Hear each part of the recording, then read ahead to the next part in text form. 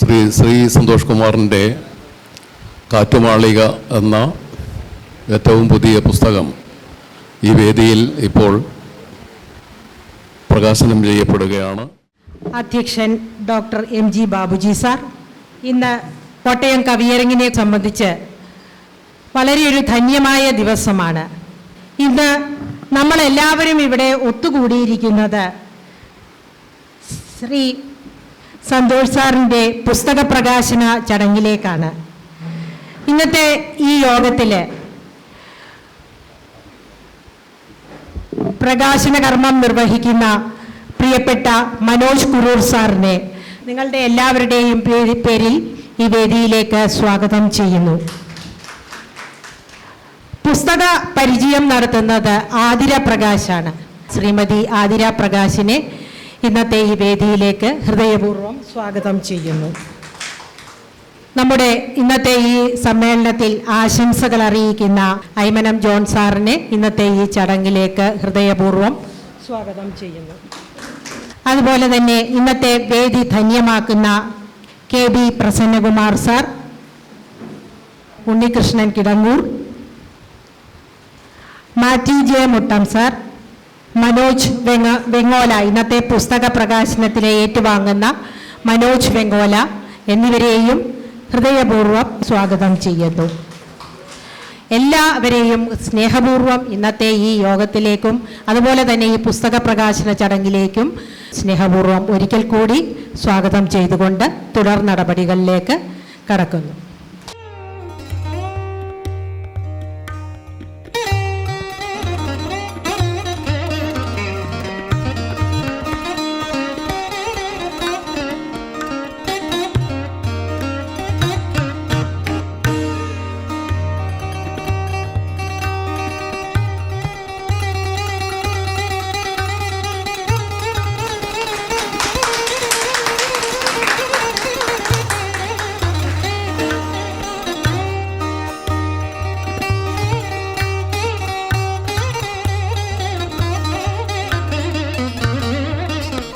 പ്രിയപ്പെട്ടവരെ,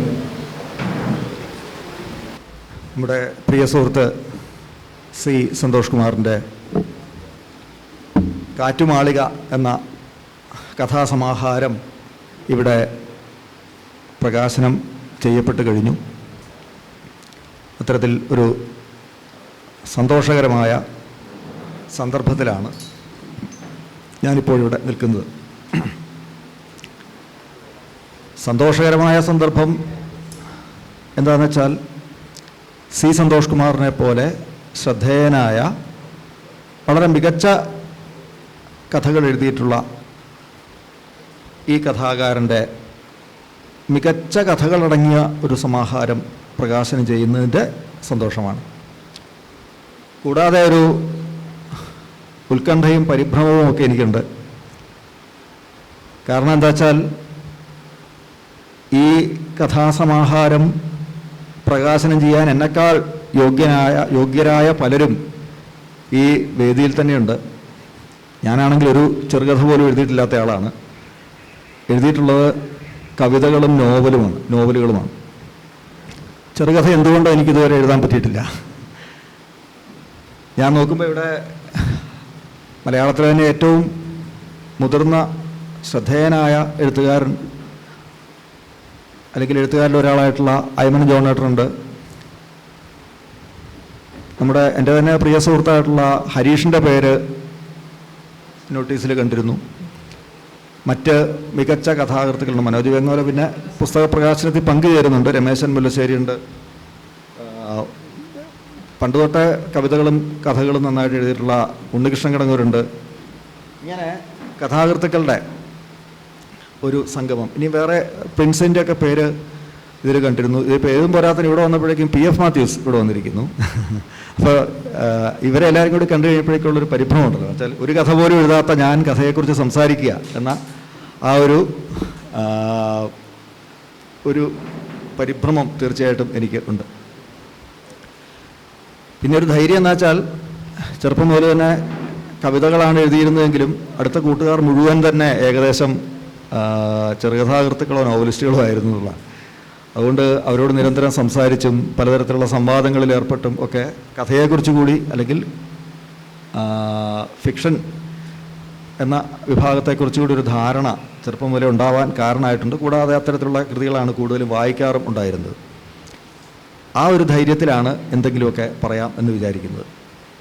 ഇവിടെ ഈ പുസ്തകത്തിലേക്ക് കടക്കുന്നതിന് വളരെ മികച്ച സുന്ദരമായ ഒരു അവതാരിക ശ്രീ കെ.ബി. പ്രസന്നകുമാർ എഴുതിയിട്ടുണ്ട്. ഈ സന്തോഷ് കുമാറിൻ്റെ സന്തോഷ് കുമാർ അല്ല കേട്ടോ, സന്തോഷ് കുമാർ എന്ന് പറഞ്ഞത് സന്തോഷ് കുമാറാണിത്. സന്തോഷ് കുമാർ വേറെയുണ്ട്, അറിയാലോ. ഏതായാലും സന്തോഷ് കുമാറിൻ്റെ ഈ കഥകളിലേക്ക് കടക്കുന്നതിനുള്ള ഏറ്റവും മികച്ച ഒരു പ്രവേശകം അല്ലെങ്കിൽ ആ കഥകളിലേക്കുള്ളൊരു താക്കോൽ ഓരോ കഥയെയും ആസ്വാദ്യകരമായി പരിചയപ്പെടുത്തിക്കൊണ്ടുള്ള ഒരു അവതാരിക ഈ പുസ്തകത്തിനൊപ്പം തന്നെയുണ്ട്. മാത്രമല്ല ആതിര പ്രകാശ് ഇവിടെ കഥകളെ പരിചയപ്പെടുത്തി സംസാരിക്കുന്നുമുണ്ട്. എന്നാൽ ഇങ്ങനെയൊക്കെ ആണെങ്കിൽ പോലും എനിക്ക് ഈ കഥകളെക്കുറിച്ച് സംസാരിക്കാൻ ആഗ്രഹമുണ്ട്. കാരണം എന്താ വെച്ചാൽ വായിച്ചപ്പോൾ എന്നെ അത്രയേറെ ആകർഷിച്ച, എന്നോട് ചേർന്ന് നിൽക്കുന്ന അല്ലെങ്കിൽ നമ്മുടെ മനോവിചാരങ്ങളുമായും ആലോചനകളുമായും ഒക്കെ പലതരത്തിൽ ചേർന്ന് നിൽക്കുന്ന കഥകളാണ് സന്തോഷ് കുമാറിൻ്റേത് എന്നുള്ളതുകൊണ്ട് തന്നെ ഈ പുസ്തകത്തെക്കുറിച്ച് സംസാരിക്കുക എന്നുള്ളത് എൻ്റെ ഒരു ഉത്തരവാദിത്വം ആയിട്ട് എനിക്ക് തോന്നുകയാണ്. പക്ഷേ ഞാൻ നേരത്തെ പറഞ്ഞ പോലെ പ്രസന്നേട്ടൻ്റെ അവതാരികയുണ്ട്, ആതിരയുടെ പരിചയപ്പെടുത്തലുണ്ട്. ഇതിൻ്റെ രണ്ടിൻ്റെയും ഇടയ്ക്ക് നിന്നുകൊണ്ട് അത്തരത്തിലുള്ള സംഗതികളെക്കുറിച്ച് സംസാരിക്കുക എന്നുള്ളതിനേക്കാൾ ഈ കഥകളുടെ ഒരു വിനിമയ രീതി എങ്ങനെയാണ്, അല്ലെങ്കിൽ ഈ കഥകളുടെ ഒരു ലാവണ്യശാസ്ത്രം എന്താണ് എന്നുള്ളത് അന്വേഷിക്കുക എന്ന ഒരു ദൗത്യമാണ് ഞാൻ സ്വയം ഏറ്റെടുക്കുന്നത്. ലാവണ്യശാസ്ത്രം എന്ന് ഞാൻ ഊന്നി പറയാൻ കാരണം എന്ന് വെച്ചാൽ മലയാളത്തിൽ ഏറ്റവും കുറവ് ചർച്ച ചെയ്യപ്പെട്ടിട്ടുള്ള ഒരു മേഖലയാണ്. അതിൻ്റെ കാരണം അത് തത്വചിന്തയുടെ ഒരു ശാഖയാണ്. തത്വചിന്തയുടെ ഒരു ശാഖയായി ഉദയം കൊണ്ട് സൗന്ദര്യത്തെക്കുറിച്ച്, സബ്ലൈം എന്ന അവസ്ഥയെക്കുറിച്ചൊക്കെയുള്ള വിചാരങ്ങളിലൂടെ, അഭിരുചിയെക്കുറിച്ചും മറ്റുമൊക്കെ വിചാരങ്ങളിലൂടെ അതിനെക്കുറിച്ചുള്ള സൈദ്ധാന്തികമായ സങ്കല്പനങ്ങൾ വികസിപ്പിച്ചെടുക്കുന്നതിലൂടെ വളരെ പ്രധാനപ്പെട്ട ഒരു ചിന്താധാരയാണ്. ആ ചിന്താധാരയായി ഇന്നും പ്രവർത്തിച്ചുകൊണ്ടിരിക്കുന്ന ഒന്നാണ് ലാവണ്യശാസ്ത്രം അല്ലെങ്കിൽ ഈസ്തറ്റിക്സ് എന്ന് പറയുന്ന സംഗതി. അതിന് കാലാകാലങ്ങളിൽ അതിൻ്റെ പരിഗണനാ വിഷയങ്ങളിൽ വലിയ വ്യത്യാസം ഉണ്ടായിട്ടുണ്ട്. അപ്പോൾ ഏകദേശം സമീപകാലത്ത് നിലവിൽ വന്ന സൗന്ദര്യശാസ്ത്ര അല്ലെങ്കിൽ ലാവണ്യശാസ്ത്ര സിദ്ധാന്തങ്ങൾ ഉപയോഗിച്ച് വെച്ചാൽ അത് യാന്ത്രികമായിട്ട് ഉപയോഗിക്കുകയല്ല ചെയ്യുന്നത്. തീർച്ചയായിട്ടും സന്തോഷിൻ്റെ കഥകൾ വായിച്ചു വരുന്ന സമയത്ത് എനിക്ക് വളരെ സ്വാഭാവികമായിട്ട് ഇവ തമ്മിലുള്ളൊരു ബന്ധം ഇങ്ങനെ തെളിഞ്ഞു വരികയായിരുന്നു. അതുകൊണ്ട് വളരെ സ്വാഭാവികമാണ് ഈ ഇത്തരത്തിലുള്ള സിദ്ധാന്തങ്ങളെ ആശ്രയിക്കുന്നത് എന്നുകൂടി ഒന്ന് സൂചിപ്പിക്കുകയാണ്. കാരണം എന്ന് വെച്ചാൽ സിദ്ധാന്തങ്ങളെ ആശ്രയിക്കുന്നതിലും ചില വലിയ പരിമിതികൾ മലയാളത്തിലുണ്ട് എന്ന് തോന്നാറുണ്ട്. കാരണം സൈദ്ധാന്തിക സങ്കല്പനങ്ങളെക്കുറിച്ച് വ്യക്തമായ ധാരണയില്ലാതെ, അതിൻ്റെ ജ്ഞാനശാസ്ത്രത്തെക്കുറിച്ച്, അതിൻ്റെ യുക്തിചിന്തയെക്കുറിച്ച്, അതിൻ്റെ അനുഭവ പരിസരത്തെക്കുറിച്ച് ഒന്നും വലിയ ധാരണയില്ലാതെ വളരെ ഇൻറ്റ്യൂറ്റീവായി തനിക്ക് തോന്നുന്നത് പറയുക എന്നുള്ള രീതിയിലാണ് പലപ്പോഴും ഇത് ആ ഒരു വിഷയം മലയാളത്തിൽ ചർച്ച ചെയ്യപ്പെട്ടിട്ടുള്ളത് എന്ന ഒരു പരിഭവം തീർച്ചയായിട്ടും ഉണ്ട്. അപ്പോൾ ഞാൻ ശ്രമിക്കുന്നത് ഈ കഥകളുടെ ഒരു ലാവണ്യശാസ്ത്രം എന്ത് അല്ലെങ്കിൽ ഈസ്തറ്റിക്സ് എന്ത് എന്ന് പരിശോധിക്കാൻ തന്നെയാണ്. അതിൻ്റെ കാരണം ഞാൻ നേരത്തെ പറഞ്ഞതാണ്. ഇതിലെ കഥകളെക്കുറിച്ച് ഞാൻ ആമുഖമായിട്ടൊന്നും പറയേണ്ട ആവശ്യമില്ല.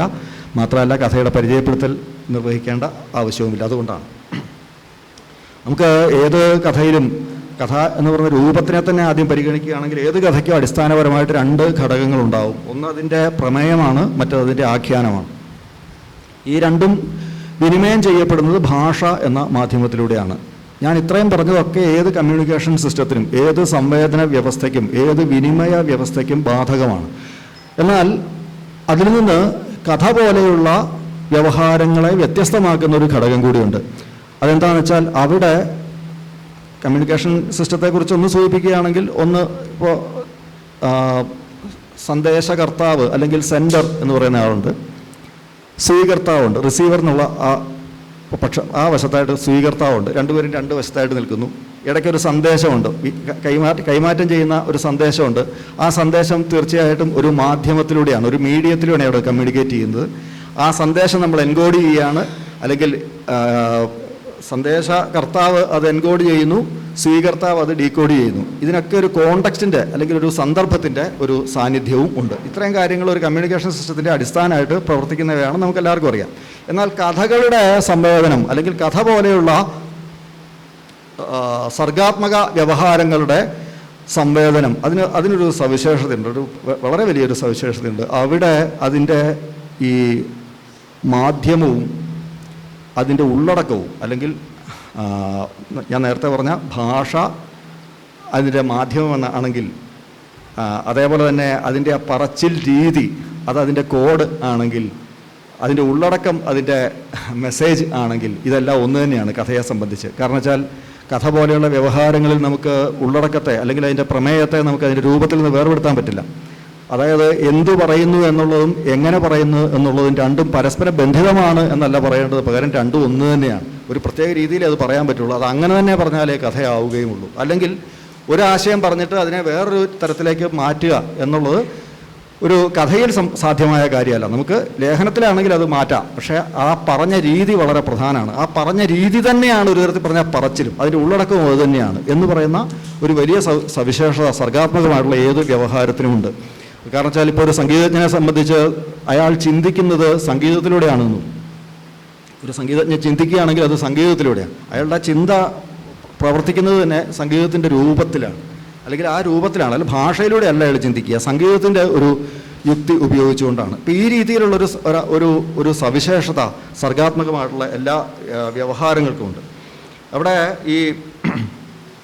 ഈ സർഗാത്മകത എന്ന് പറയുന്ന ആ ഒരു ശേഷിക്ക് അടിസ്ഥാനം, അല്ലെങ്കിൽ അങ്ങനെ ഒരു ഓമനപ്പേരിട്ട് നമ്മൾ വിളിക്കുന്ന എല്ലാ വ്യവഹാരങ്ങളുടെയും ഒരു അടിസ്ഥാന സ്വഭാവം ഞാൻ ഈ പറഞ്ഞതാണ്, അല്ലെങ്കിൽ ഒരു പ്രധാനപ്പെട്ട ഘടകം ഞാൻ ഈ പറഞ്ഞതാണ് എന്ന് തോന്നുന്നു.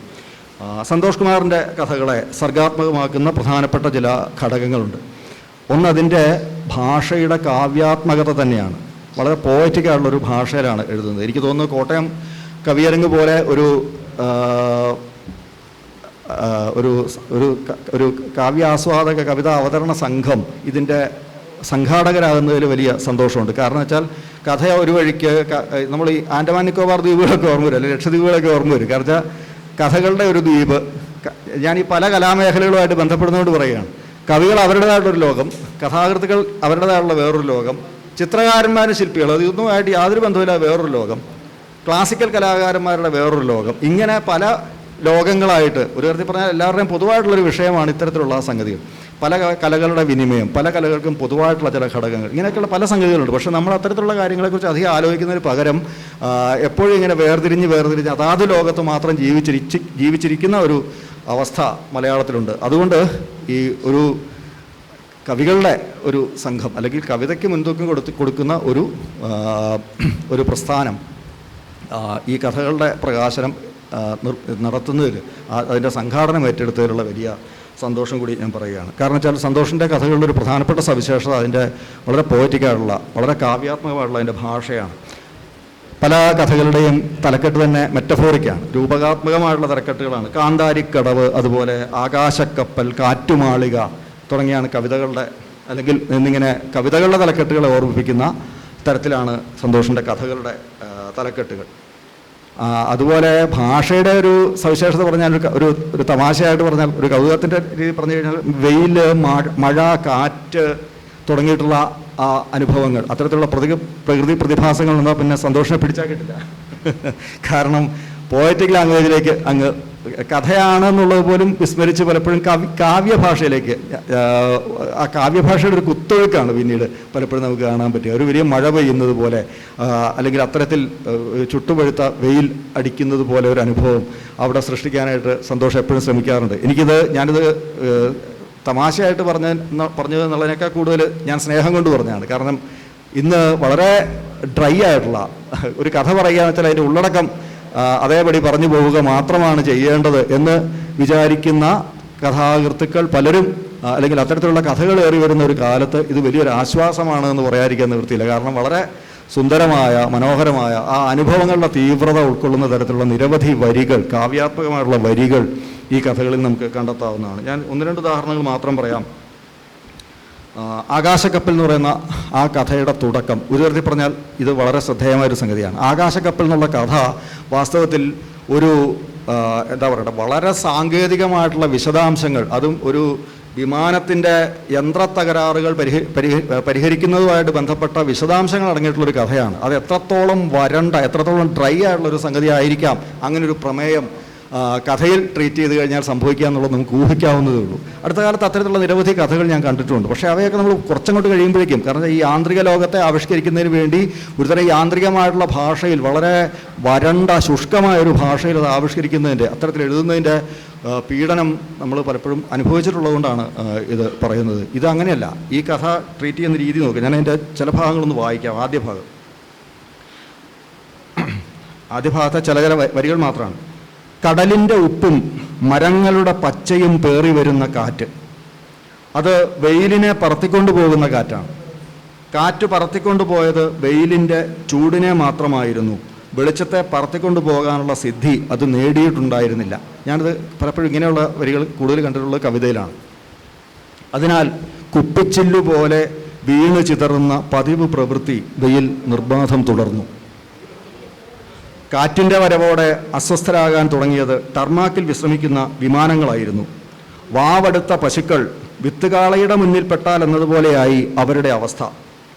ഉരുക്കുവടങ്ങൾ കൊണ്ട് പിക്കറ്റ് ചെയ്യപ്പെട്ട് അനങ്ങാൻ കഴിയാതെയായിരുന്നു കിടപ്പെങ്കിലും പറന്നുയർന്നിട്ട് തന്നെ ബാക്കി കാര്യം എന്ന മട്ടിൽ വിമാനങ്ങൾ കയറു പൊട്ടിക്കാൻ തുടങ്ങി.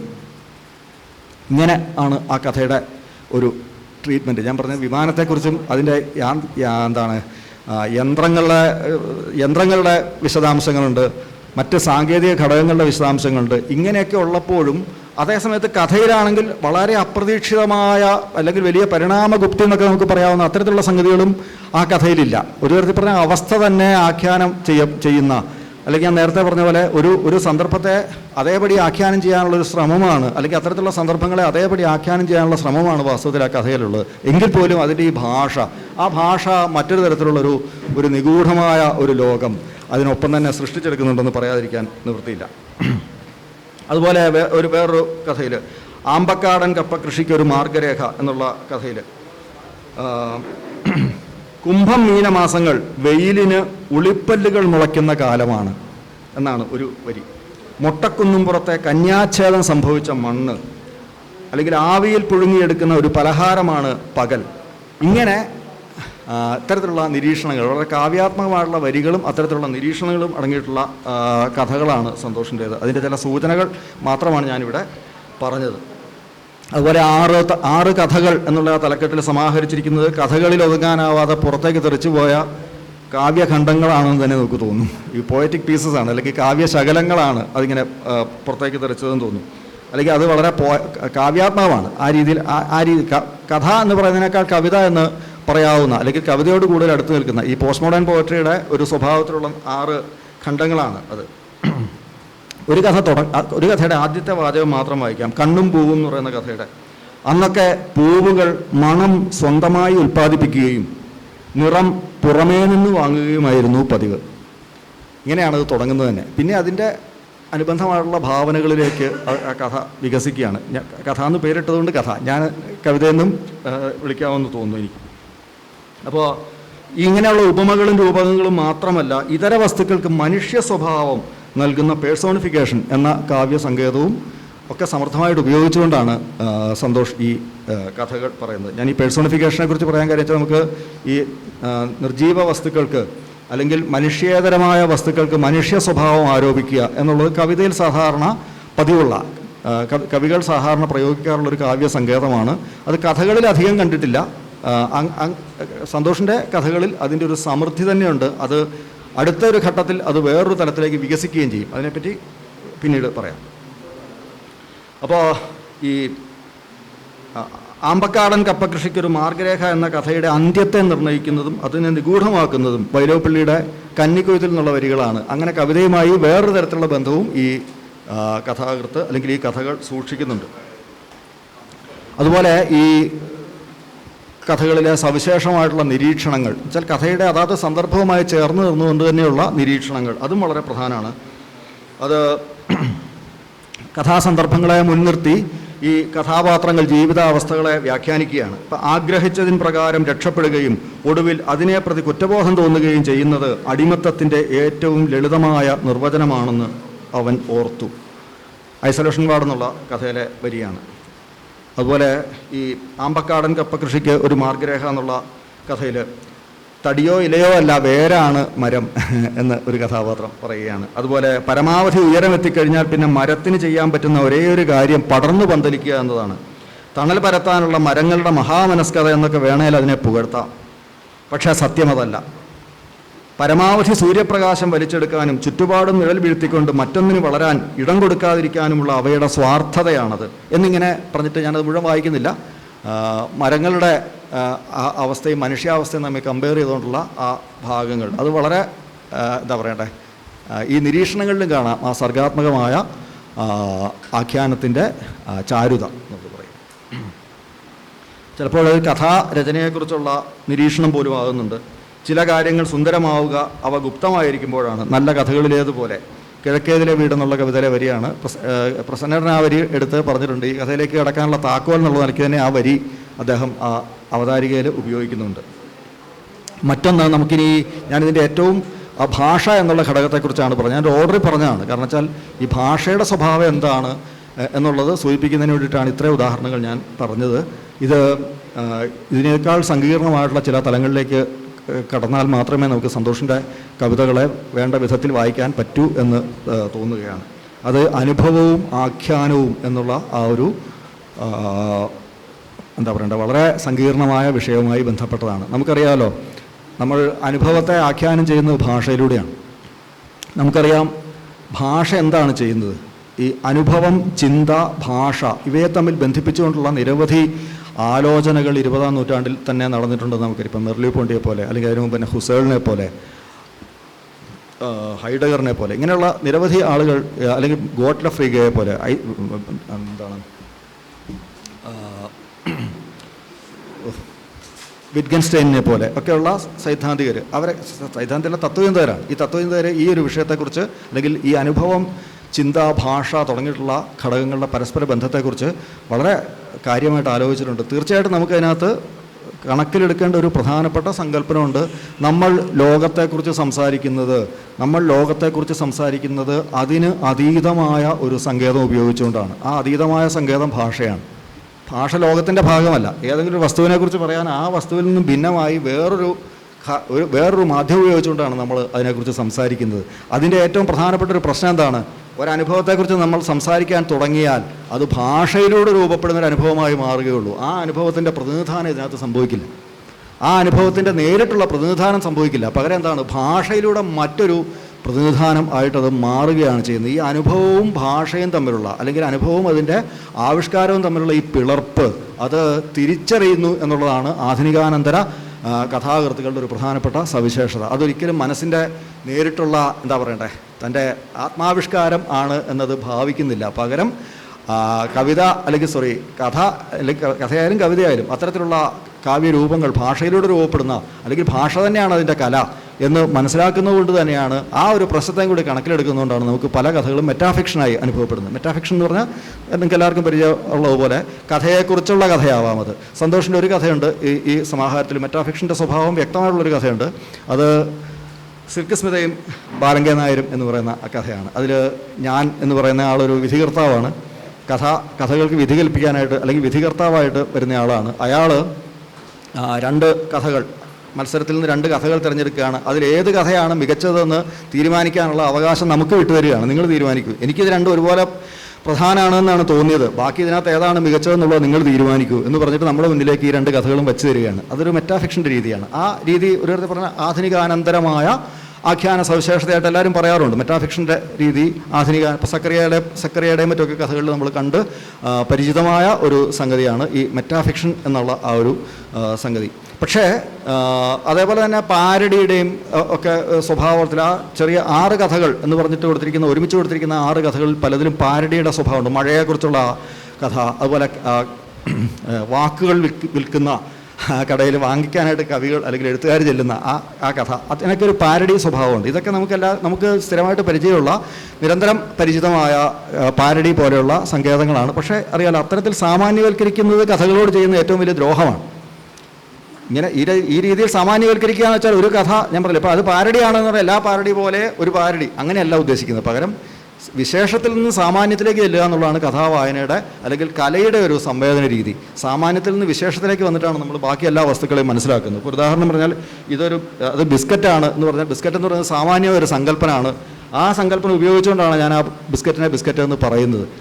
കലയുടെ കമ്മ്യൂണിക്കേഷൻ നേരെ തിരിച്ചാണ്. വിശേഷപ്പെട്ട ഒരു സംഗതിയാണ് നമ്മൾ ആദ്യം കാണുന്നത്. അതിനെ നമ്മൾ സാമാന്യമായ ഒരു സങ്കല്പനമാക്കി മാറ്റിയെടുത്തുകൊണ്ട് അതിനെ മനസ്സിലാക്കുകയാണ് ചെയ്യുന്നത്. അപ്പോൾ ഇതിൻ്റെ നേരെ വിപരീതമായിട്ടാണ് അതിൻ്റെ മനസ്സിലാക്കൽ പ്രക്രിയ എന്ന് പറയാറുണ്ട്. ഞാനിവിടെ എനിക്ക് തോന്നിയത് പറയുകയല്ല, ഇത് ഇമ്മാനുവൽ കാന്റിൻ്റെ ഈ ലാവണ്യശാസ്ത്രവുമായിട്ട് ബന്ധപ്പെട്ട ഒരു പ്രധാനപ്പെട്ട നിരീക്ഷണമാണ്. അദ്ദേഹം തന്നെ മുന്നോട്ട് വയ്ക്കുന്ന ഒരു നിരീക്ഷണമാണ് വിശേഷത്തിൽ നിന്ന് സാമാന്യത്തിലേക്കുള്ള ഈ ഒരു വികാസം എന്ന ഒരു സംഗതി. അപ്പോൾ ഇതിൽ ഈ ഞാൻ ഇതുവരെ പറഞ്ഞതുപോലെ ഈ ട്രാൻസെൻഡൻ്റലായിട്ടുള്ള സ്വഭാവം, അതായത് ഈ ലോകത്തെക്കുറിച്ച് സംസാരിക്കാൻ ഈ ലോകത്തിന് അതീതമായ മറ്റൊരു മാധ്യമം, ഭാഷ എന്നുള്ള മാധ്യമം, അത് ഉപയോഗിച്ചുകൊണ്ടാണ് ഈ കഥകൾ എഴുതപ്പെടുന്നത് എന്നുള്ളൊരു ധാരണയോടുകൂടി തന്നെയാണ് ആധുനികാനന്തര കഥാകൃത്തുക്കൾ ഈ മാധ്യമത്തെ കൈകാര്യം ചെയ്യുന്നത്. അതിനെ ഒരു സാധ്യതയാക്കി, അത്തരത്തിലുള്ളൊരു പരിമിതിയെ, ഭാഷയുടെ അത്തരത്തിലുള്ളൊരു പരിമിതിയെ സാധ്യതയാക്കി മാറ്റാനുള്ളൊരു ശ്രമമാണ് ഈ കഥാകൃത്തുക്കൾ നിർവഹിച്ചു പോരുന്നത്, അല്ലെങ്കിൽ ശ്രമമാണ് നടത്തിപ്പോരുന്നത്. കഥ യാഥാർത്ഥ്യമല്ല, പകരം ഒരു യാഥാർത്ഥ്യത്തിൽ നിന്നും മറ്റൊരു യാഥാർത്ഥ്യത്തെ നിർമ്മിക്കുന്നതിൻ്റെ കലയാണ് എന്ന് അവർക്കറിയാം. സന്തോഷ് കുമാറിൻ്റെ കഥകളെ സംബന്ധിച്ച് ഈ പറഞ്ഞതിന് സവിശേഷമായ പ്രാധാന്യമുണ്ട്. യാഥാർത്ഥ്യത്തെ തന്നെ ഭ്രമാത്മകമായ കൽപ്പനകളാക്കിക്കൊണ്ട് അവ ഒരു അപരലോകം തന്നെ നിർമ്മിക്കുകയാണ്. അത് ഈ കഥകളുടെ ഒരു പൊതു സ്വഭാവം എന്ന് വേണമെങ്കിൽ പറയാവുന്ന തരത്തിലുള്ള ഒരു സംഗതിയാണത്. അതായത് ഇപ്പോൾ നിർമ്മല വാരസ്യാർ, ഒരു യുദ്ധവിധവ എന്ന കഥയിലെ പവിത്രൻ വൈദ്യർ, അദ്ദേഹം വളരെ നാട്ടുപുറത്ത് ജീവിക്കുന്ന സാധാരണക്കാർ മനുഷ്യൻ, തൊട്ടു പിന്നാലെ നമ്മൾ കാണുന്ന ഇദ്ദേഹം ഒരു വിമാനങ്ങളുടെ ഒരു മോക്ക് ഡ്രിൽ നടത്തുന്നതും അങ്ങനെ വേറൊരു വളരെ വ്യത്യസ്തമായിട്ടുള്ള വേറൊരു സംഗതിയിലേക്ക് പെട്ടെന്ന് പരിവർത്തനം ചെയ്യുന്നതാണ്. അപ്പോൾ അതൊക്കെ അത്തരത്തിലുള്ള ഭ്രമാത്മകമായ എന്താ പറയണ്ടേ, ഇപ്പോൾ അത്തരത്തിലുള്ളൊരു ഭ്രമാത്മകമായ ലോകം അത് മനസ്സിൽ നിന്ന് രൂപപ്പെടുന്നതാണോ അതോ കഥയുടെ ഭാഗമായിട്ട് സംഭവിക്കുന്നതാണോ എന്ന് നമുക്ക് വേർതിരിച്ചറിയാൻ പറ്റാത്ത തരത്തിലുള്ള ഭ്രമാത്മക ലോകങ്ങൾ നിർമ്മിക്കുക എന്നുള്ളത് സന്തോഷിൻ്റെ കഥയിലെ ഒരു പൊതുവായിട്ടുള്ള സവിശേഷതയാണ്. അതുപോലെ തന്നെ ഈ കഥയുടെ നമ്മുടെ കഥാസമാഹാരത്തിൻ്റെ തലക്കെട്ട് പേർന്ന കാറ്റുമാളിക എന്നുള്ള കഥ, അതിലെ ആഖ്യാതാവായിട്ടുള്ള ആൺകുട്ടിയും മുത്തശ്ശനും ചിറ്റയും അതുപോലെ നീലിയും കൊമ്പി എന്ന പശുവും ഉണ്ണിത്തമ്പുരാനും എല്ലാം ചേർന്ന് നിർമ്മിക്കുന്ന അതുതന്നെ ഒരു ഭ്രമാത്മകമായ ലോകമാണ്. ഒരു വളരെ നിഗൂഢമായ ഒരു മാന്ത്രിക ലോകം എന്ന് പറയാം. ഭ്രമാത്മകം എന്ന് പറഞ്ഞൊക്കെ ഉള്ളു മാന്ത്രിക ലോകമാണ്. അത് നമുക്ക് വായിക്കുന്ന സമയത്ത് തന്നെ മാന്ത്രികമായൊരു നിഗൂഢമായ ഒരു അന്തരീക്ഷം നമ്മൾ ആ അന്തരീക്ഷത്തിൻ്റെ ഭാഗമായിട്ട് മാറുക എന്നൊരവസ്ഥ ആ കഥയിൽ തീർച്ചയായിട്ടും സംഭവിക്കുന്നുണ്ട്. അതിൽ ഈ സമാഹാരത്തിലെ വളരെ മികച്ച ഒരു കഥയാണ്. എല്ലാ കഥകളും തന്നെ എനിക്ക് വളരെ മികച്ചതായിട്ട് തന്നെയാണ് തോന്നിയത്. ഈ ഓരോന്നും വ്യത്യസ്തമാണ്, ഓരോന്നും പുതുമയുള്ളതാണ്. അതിൻ്റെ ആഖ്യാന രീതിക്കും പുതുമയുണ്ട്. അതാണ് സന്തോഷിൻ്റെ കഥകളെ ഇത്രയേറെ സവിശേഷമാക്കുന്നത് എന്ന് തോന്നുന്നു. അതുകൊണ്ട് തന്നെയാണ് ഈ രീതിയിൽ ഇത് സംസാരിക്കേണ്ട ഒരു ഉത്തരവാദിത്വം ഉണ്ടെന്ന് കൂടി ഞാൻ കരുതുന്നത്. അതുപോലെ ഐസൊലേഷൻ വാർഡിലെ ഐസൊലേഷൻ വാർഡ് എന്നുള്ള കഥയിലെ പവൻകുമാർ കാണുന്ന ജ്വരബാധിതമായ സ്വപ്നങ്ങൾ, അത് ഒരു നിരയായിട്ട് രണ്ട് മൂന്ന് സന്ദർഭങ്ങളിലായിട്ട് ഇതിൽ വരുന്നുണ്ട്. അതുപോലെ ഈ ഭ്രമാത്മകതയുടെ സമൃദ്ധിക്ക് ഈ കഥകളിൽ വേറെയും ഉദാഹരണങ്ങൾ ധാരാളമുണ്ട്. ഈ ഭ്രമാത്മകതയെ നമ്മൾ എന്ത് ചെയ്യുന്നു എന്നുള്ളതാണ്. ഭ്രമാത്മകതയെ തീർച്ചയായിട്ടും നമുക്ക് ചരിത്രവൽക്കരിക്കാവുന്നതാണ്, ചരിത്രവൽക്കരിക്കേണ്ടതുണ്ട്. അതാണ് ശ്രദ്ധിക്കാവുന്നൊരു കാര്യം. കാരണം ഇത് ആധുനികവും ആധുനികാനന്തരവുമായ കലയുടെ ഒരു അടിസ്ഥാന സ്വഭാവമാണ്. ആധുനിക അവാങ്കാദ് കലയെക്കുറിച്ച് ഏറ്റവും കൂടുതൽ ആലോചിച്ചിട്ടുള്ള ഒരു സൈദ്ധാന്തികൻ അല്ലെങ്കിൽ ഒരു തത്വചിന്തകൻ, അങ്ങനെ തന്നെ പറയണം, ഷാങ് ഫ്രാങ്സ്വാ ലിയോത്താറാണ്. നമുക്ക് ആധുനികാനന്തര സൈദ്ധാന്തികൻ എന്നുള്ള നിലയ്ക്ക് എല്ലാവർക്കും പരിചിതനായിരിക്കാം. ലിയോത്താറിൻ്റെ ആണ് വളരെ പ്രസിദ്ധമായ വരികൾ. ബൃഹദാഖ്യാനങ്ങളോടുള്ള അവിശ്വാസമാണ് ഉത്തരാധുനികത. അതെല്ലാവരും കേട്ടിട്ടുണ്ടാവും. മലയാളത്തിൽ ഇതുപോലെ മിസ്റീഡ് ചെയ്യപ്പെട്ട വേറൊരു വാചകമില്ലാന്ന് തോന്നുന്നു. ബൃഹദാഖ്യാനങ്ങളോടുള്ള അവിശ്വാസമാണ് ഉത്തരാധുനികത. അദ്ദേഹത്തിൻ്റെ വാചകം ഇതാണ്: simplifying to the extreme, post modernity is the incredulity toward metanarrative എന്നാണ്. ഈ ഇൻക്രെഡിലിറ്റി ടുവാർഡ് മെറ്റാനറേറ്റീവ് എന്ന് പറഞ്ഞാൽ നമ്മളുടെ വിചാരം വിലാസിനിയുടെ പോലെ, അല്ലെങ്കിൽ ഇവിടെ ആദ്യകാലത്ത് അങ്ങനെയൊക്കെയാണ് ആൾക്കാർ സംസാരിച്ചത്. അതുകൊണ്ടാണ് കേട്ടോ ഞാൻ ഈ ഇത്രത്തോളം പരിഹാസത്തോടെ അത് പറയുന്നത്. കാരണം വിലാസിനിയുടെ പോലുള്ള വലിയ നോവൽ അവകാശികൾ 4 വോളിയത് ബൃഹദാഖ്യാനമാണ്. അതുപോലുള്ളതല്ല, പകരം കവിതയിലൊക്കെ 8 വരികളും 12 വരികളും ഒക്കെ തരത്തിലുള്ള സ്കെയിൽ വെച്ച് അളക്കാവുന്ന തരത്തിലുള്ള ലെങ്ത്തിൽ വേണം കവിത. ഇങ്ങനെയൊക്കെയുള്ള സിദ്ധാന്തമായിട്ട് തന്നെ ആ കാലത്തെ ഭാഷാഭൂഷണമൊക്കെ എടുത്ത് നോക്കിയാൽ കാണാം. ഈ രീതിയിലുള്ള സിദ്ധാന്തങ്ങളായിട്ട് തന്നെ ഇത് അവതരിപ്പിക്കപ്പെട്ടിട്ടുണ്ട്. ബൃഹദാഖ്യാനങ്ങളോടുള്ള വിശ്വാസം. സത്യത്തിൽ ഇതൊന്നും അല്ല സംഗതി, ഇതൊന്നും അല്ല ഇതേ അല്ല. അതാണ് രസം. 19-ാം നൂറ്റാണ്ട് വരെ നമ്മൾ ചില ശാശ്വത സത്യങ്ങളെ, നമ്മൾ ഏത് വ്യവഹാരവും ഏത് തരത്തിൽ നമ്മൾ എന്ത് വിഷയത്തെക്കുറിച്ച് സംസാരിച്ചാലും അതിൻ്റെ കേന്ദ്രസ്ഥാനത്ത് ചില മൂല്യങ്ങളെ പ്രതിഷ്ഠിക്കും. സത്യം കണ്ടെത്തുക എന്നുള്ളത് നമ്മുടെ ഒരു ഉദ്ദേശത്തിൻ്റെ ഭാഗമാണ്. ഇതിനകത്ത് നീതി എവിടെ, ഇതിനകത്ത് എന്ന് നമ്മൾ ചോദിച്ചുകൊണ്ടാണ് പല പ്രശ്നങ്ങളും അല്ലെങ്കിൽ പല വിഷയത്തെക്കുറിച്ചും നമ്മൾ സംസാരിക്കും. നീതി എന്നൊരു പ്രശ്നത്തെ കേന്ദ്രസ്ഥാനത്ത് നിർത്തിക്കൊണ്ട്, ഇത്തരത്തിലുള്ള മൂല്യങ്ങളെ കേന്ദ്രസ്ഥാനത്ത് നിർത്തിക്കൊണ്ടാണ് നമ്മൾ 19-ാം നൂറ്റാണ്ടിൻ്റെ പകുതി വരെ സംസാരിച്ചിരുന്നതെങ്കിൽ അതിൽ നിന്ന് മാറിയിട്ട് ഇത്തരത്തിലുള്ള മൂല്യങ്ങൾ, ഇത്തരത്തിലുള്ള മൂല്യങ്ങളെ അടിസ്ഥാനപ്പെടുത്തിയിട്ടുള്ള വലിയ ആഖ്യാനങ്ങൾ നിർമ്മിക്കുക എന്നുള്ളതാണ് വാസ്തവത്തിൽ നമ്മൾ ചെയ്തു പോകുന്നത്. അതിനെയാണ് എന്ത് പറയുക, ബൃഹദാഖ്യാനങ്ങൾ എന്ന് പറയുക. ഈ ബൃഹദാഖ്യാനങ്ങളെ ഈ ആധുനിക കാലവും അതിൻ്റെ ശാസ്ത്ര സാങ്കേതിക പുരോഗതിയും അത്തരത്തിൽ രൂപപ്പെട്ട യാന്ത്രിക യുക്തിയും ഒപ്പം തന്നെ നിലവിൽ വന്ന യന്ത്രങ്ങളുടെ ലോകവും അതുപോലെ തന്നെ മുതലാളിത്തവും ഇതെല്ലാം കൂടി ചേർന്നിട്ട് ഇത്തരത്തിലുള്ള മൂല്യങ്ങളെ മുഴുവൻ അപ്രസക്തമാക്കിക്കൊണ്ട് പുതിയൊരു മൂല്യരഹിതമായ വ്യവസ്ഥ നിർമ്മിച്ചെടുക്കുകയാണ്. ആ മൂല്യരഹിതമായ വ്യവസ്ഥയിലെ ഏറ്റവും അടിസ്ഥാന സ്വഭാവം വേറൊന്നുമല്ല, അവിടെ ആകെ ശ്രദ്ധിക്കുന്ന ഇത്തരത്തിലുള്ള മൂല്യങ്ങളൊന്നുമല്ല, പകരം പെർഫോമേറ്റിവിറ്റി എന്നൊരു സംഗതി മാത്രമാണ്. പ്രകടനപരത എന്നോ അല്ലെങ്കിൽ പ്രകടനക്ഷമത എന്നോ പറയാവുന്ന തരത്തിലുള്ളൊരു സംഗതി മാത്രമാണെന്നാണ് ലിയോത്താർ പറയുന്നത്. അപ്പോൾ ഈ പ്രകടനപരത എന്ന് പറയുന്ന സംഗതി ഇത്രയേ ഉള്ളൂ, മിനിമം ഇൻപുട്ട് മാക്സിമം ഔട്ട്പുട്ട്. അത് മാത്രമേ നമ്മൾ നോക്കുന്നുള്ളൂ. ഏത് സംഗതിയുടെ ആണെങ്കിലും കഥ വായിച്ചു കഴിഞ്ഞാൽ അതിൻ്റെ മിനിമം ഇൻപുട്ട് പക്ഷേ മാക്സിമം ഔട്ട്പുട്ട്. അത് ഈ കാലത്തിൻ്റെ ഒരു ലോജിക്കായിട്ട് മാറുകയാണ്. സന്തോഷിൻ്റെ കഥ ആ യുക്തിക്ക് പുറത്താണ്. അത് പെർഫോമേറ്റിവിറ്റിയെ തന്നെ എന്താ പറയണ്ടേ, വിമർശനാത്മകമായി നോക്കി കാണുന്ന കഥകളാണ്. അതാണ് അതിൻ്റെ പ്രസക്തിയായിട്ട് എനിക്ക് തോന്നുന്നത്. ഈ യുക്തിയുടെ ഭാഗമായിട്ട് നീങ്ങാനാണ് പല ആൾക്കാർക്കും താല്പര്യം. പക്ഷേ സന്തോഷിൻ്റെ കഥ ആ യുക്തിക്ക് അനുസരിച്ച് നീങ്ങുന്നില്ല എന്നുള്ളത് തന്നെയാണ് ഇതിൻ്റെ ഏറ്റവും പ്രധാനപ്പെട്ട ഒരു സവിശേഷതയായിട്ട് എനിക്ക് തോന്നുന്നത്. അപ്പോൾ ഞാൻ നേരത്തെ പറഞ്ഞ ഒരു സങ്കല്പനം കൂടി വിശദീകരിച്ചാലേ ഇത് ആ രീതിയിൽ പറയാൻ പറ്റുള്ളൂ. അതുകൊണ്ട് പറയുകയാണ്, ഇമ്മാനുവൽ കാന്റിൻ്റെ പ്രശസ്തമായ അദ്ദേഹത്തിൻ്റെ ക്രിറ്റിക് ഓഫ് ജഡ്ജ്മെൻറ്റ് എന്ന് പറയുന്ന കൃതി, അദ്ദേഹത്തിൻ്റെ 3 ക്രിറ്റിക്കുകളാണ് അദ്ദേഹം എഴുതിയിട്ടുള്ളത്.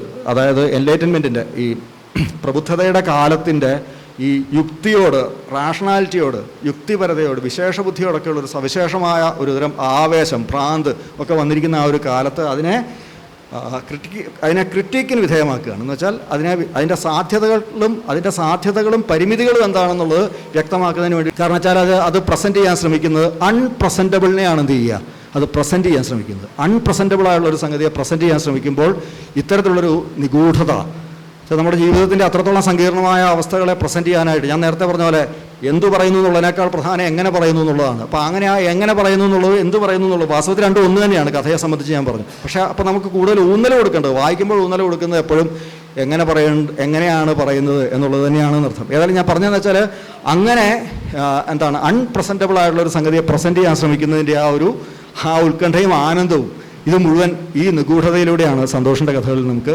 അനുഭവിക്കാനാകുക. അതാണ് ഇതിനെ ഞാൻ ആധുനികാനന്തര കഥയുടെ ഒന്നാന്തരം മാതൃകകളാണ് സന്തോഷിൻ്റെ കഥകൾ എന്ന് ഞാൻ പറയാൻ ശ്രമിച്ചത് ഈ അർത്ഥത്തിലാണ്. നേരത്തെ പറഞ്ഞ അൺപ്രസൻറ്റബിൾ ആയിട്ടുള്ള സംഗതിയെ പ്രസൻറ്റ് ചെയ്യാൻ ശ്രമിക്കുക, അതുപോലെ ഒരു സബ്ലൈം അനുഭവം നിർമ്മിക്കുക, ഈ 2 ഘടകങ്ങളിലാണ് അത് ആധുനികാനന്തരതര സ്വഭാവം പ്രകടിപ്പിക്കുന്നതെന്നാണ് എനിക്ക് തോന്നിയത്. കാന്റിയൻ പ്രകൃതിയുടെ സ്ഥാനത്ത്, കാന്റ് പ്രകൃതിയിലെ സൗന്ദര്യത്തെക്കുറിച്ച്, സൂര്യോദയത്തെക്കുറിച്ചും പൂ വിരിയുന്നതിനെക്കുറിച്ചാണ് പറയുന്നതെങ്കിൽ പുതിയ കാലത്ത് അത് യന്ത്രങ്ങളാണ് ആ സ്ഥാനം ഏറ്റെടുക്കുന്നത്. പ്രകൃതിയുടെ സ്ഥാനം യന്ത്രങ്ങൾ ഏറ്റെടുക്കുന്നു. ജൈവികമായ പ്രകൃതിയെ ഓരത്തേക്ക് തള്ളിക്കൊണ്ട് യന്ത്രങ്ങളുടെ ഒരു പുതിയ പ്രകൃതി രൂപപ്പെടുകയാണ്. അങ്ങനെ ആ പുതിയൊരു യാന്ത്രിക പ്രകൃതിയുടെ കാലത്ത് ആണ് ഇത്തരത്തിലുള്ള സങ്കീർണമായുള്ള നിഗൂഢമായിട്ടുള്ള ആവിഷ്കാരങ്ങളിലേക്ക് കല മാറുന്നതെന്നുള്ളതാണ് ശ്രദ്ധിക്കേണ്ട ഏറ്റവും പ്രധാനപ്പെട്ട ഒരു സംഗതി. അപ്പോൾ ഈ കഥാകൃത്തിൻ്റെ ഞാൻ അധിക കാര്യങ്ങൾ വിശദീകരിക്കുന്നില്ല, ഞാനത് അറിയില്ല. ഏറ്റവും പ്രധാനപ്പെട്ട 2-3 കാര്യങ്ങൾ മാത്രമേ വളരെ വിസ്തരിച്ച് എഴുതിയിട്ടുണ്ട്. പക്ഷേ ആ രീതിയിൽ അത് ഞാൻ വിസ്തരിക്കില്ല. കാരണം ഇത് അല്ലാതെ എനിക്ക് പ്രസൻറ്റ് ചെയ്യാൻ പറ്റാത്തൊരവസ്ഥയുണ്ട്. അതുകൊണ്ടാണ് വെച്ചാൽ വെറുതെ സംസാരിച്ചാൽ അത് പല സ്ഥലത്തേക്ക് ചെതറിപ്പോവും. അതുകൊണ്ടാണ് ഇത് എഴുതി കൊണ്ടുവന്നത്. ഏതായാലും ഞാൻ പറഞ്ഞതെന്ന് വെച്ചാൽ ഈ രീതിയിലുള്ള ഒരു സബ്ലൈം അവസ്ഥ കഥകൾ സൃഷ്ടിക്കുന്നു എന്നുള്ളതാണ് ഏറ്റവും പ്രധാനപ്പെട്ട ഒരു കാര്യം. അതുപോലെ ഇതിൻ്റെ അന്ത്യം പലപ്പോഴും വായനക്കാർക്ക് തീരുമാനിക്കാവുന്ന അവസ്ഥയിലേക്ക് വിട്ടുകൊടുക്കുകയാണ് ചെയ്യുന്നത്. എന്നുവെച്ചാൽ നമ്മളിപ്പോൾ ഒരു ആകാംക്ഷ എന്നൊരു സംഗതിയാണ് ഏത് കഥയെയും മുന്നോട്ട് നയിക്കുന്നത് നമുക്കറിയാം. ഏത് കഥയിലെ ഒരു വാചകം കഴിഞ്ഞാൽ അടുത്ത ഒരു ചോദ്യത്തെ അഡ്രസ്സ് ചെയ്യുന്നുണ്ട്. എന്നിട്ടോ എന്നൊരു ചോദ്യത്തെ, ഈ എന്നിട്ടോ എന്നുള്ള ചോദ്യത്തെ അഡ്രസ്സ് ചെയ്തുകൊണ്ടാണ് അടുത്തൊരു വരി പ്രത്യക്ഷപ്പെടുന്നത്. അത് ഞാൻ വീണ്ടും നമ്മൾ ചോദിക്കുകയാണ്, കഥയുടെ അവസാനം വരെ എന്നിട്ടോ എന്ന് ചോദിക്കുകയാണ്. ഈ സന്തോഷിൻ്റെ കഥകളിൽ കഥ തീർന്നാലും നമ്മൾ ഈ ചോദ്യം സ്വയം ചോദിക്കേണ്ടി വരും. എന്നിട്ടോ, അല്ലെങ്കിൽ പിന്നീട് എന്താണ്, അല്ലെങ്കിൽ ഇതെന്താണ് എന്നറിയാനുള്ള അല്ലെങ്കിൽ ആ തീരുമാനിക്കാനുള്ള ഒരു സംഗതി നമുക്ക് വിട്ടുതരികയാണ്. അതായത് വളരെ സാധാരണമായിട്ടാണ് ഏത് കഥയും തുടങ്ങുക.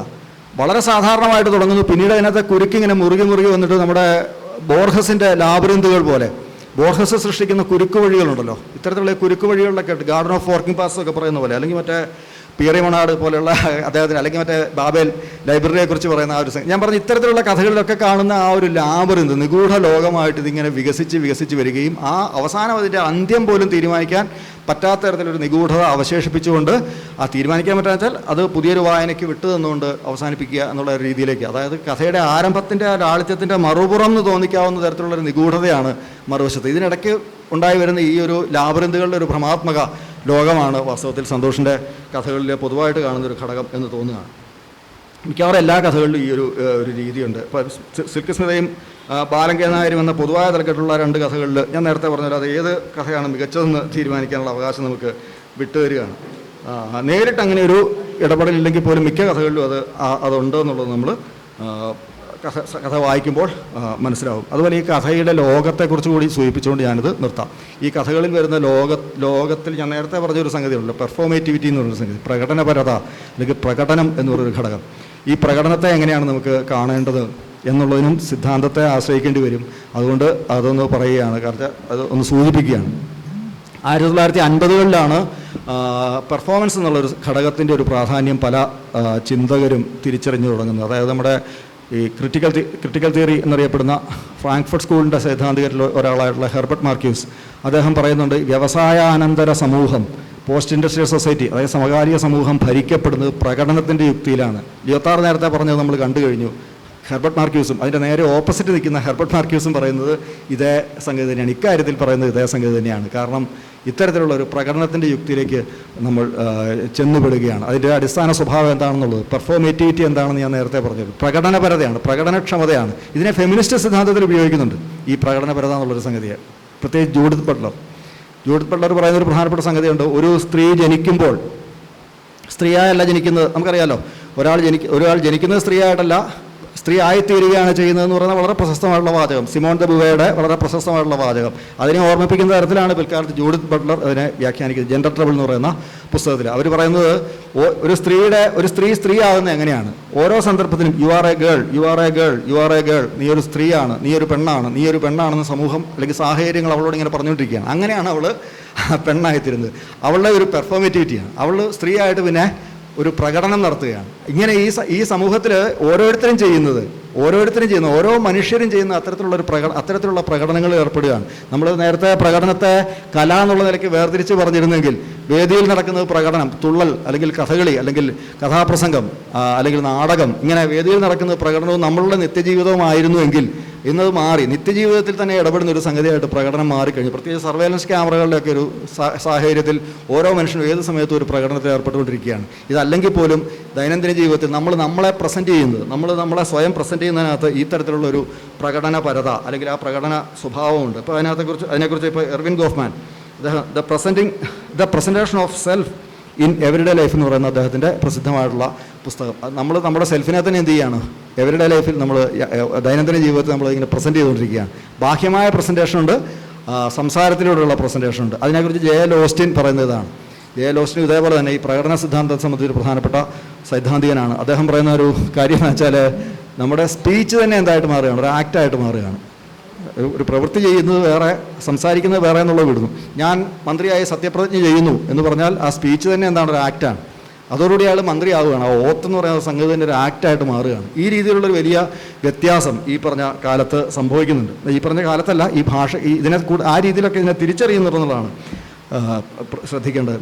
ഞാനത് പെട്ടെന്ന് സൂചിപ്പിക്കാൻ കാര്യം എന്ന് വെച്ചാൽ, പിന്നീട് അപ്പോൾ അങ്ങനെ ഉള്ള പ്രകടനങ്ങളാണ് ഈ നിത്യജീവിത അവസ്ഥകളെങ്കിൽ മനുഷ്യരായിട്ട് മാറുന്നു, ആക്ടേഴ്സായിട്ട് മാറുന്നു. അത്തരത്തിലുള്ള നിരവധി ആക്ടേഴ്സായിട്ടാണ് നമ്മൾ ഓരോരുത്തരും പ്രവർത്തിക്കുന്നത് എന്ന് പറയുകയാണ്. ആക്ടേഴ്സ് മാത്രമല്ല, കോവിഡ് വന്നതോടുകൂടി അല്ലെങ്കിൽ കോവിഡൊക്കെ വന്നതോടുകൂടി നോൺ ഹ്യൂമൻ ആക്ടേഴ്സിനെ കുറിച്ചും കൂടെ നമുക്കൊരു ധാരണ ഉണ്ടാകുകയാണ്. അതായത് മനുഷ്യർ മാത്രമല്ല, തിര്യക്കുകളും അതേപോലെ തന്നെ അചേതനങ്ങളും കൂടി ഭാഗമാകുന്ന ഒരു ഒരു ആക്ടിങ് നെറ്റ്വർക്ക് അല്ലേ, ഒരു ആക്ടേഴ്സ് നെറ്റ്വർക്ക് രൂപപ്പെടുകയാണ്.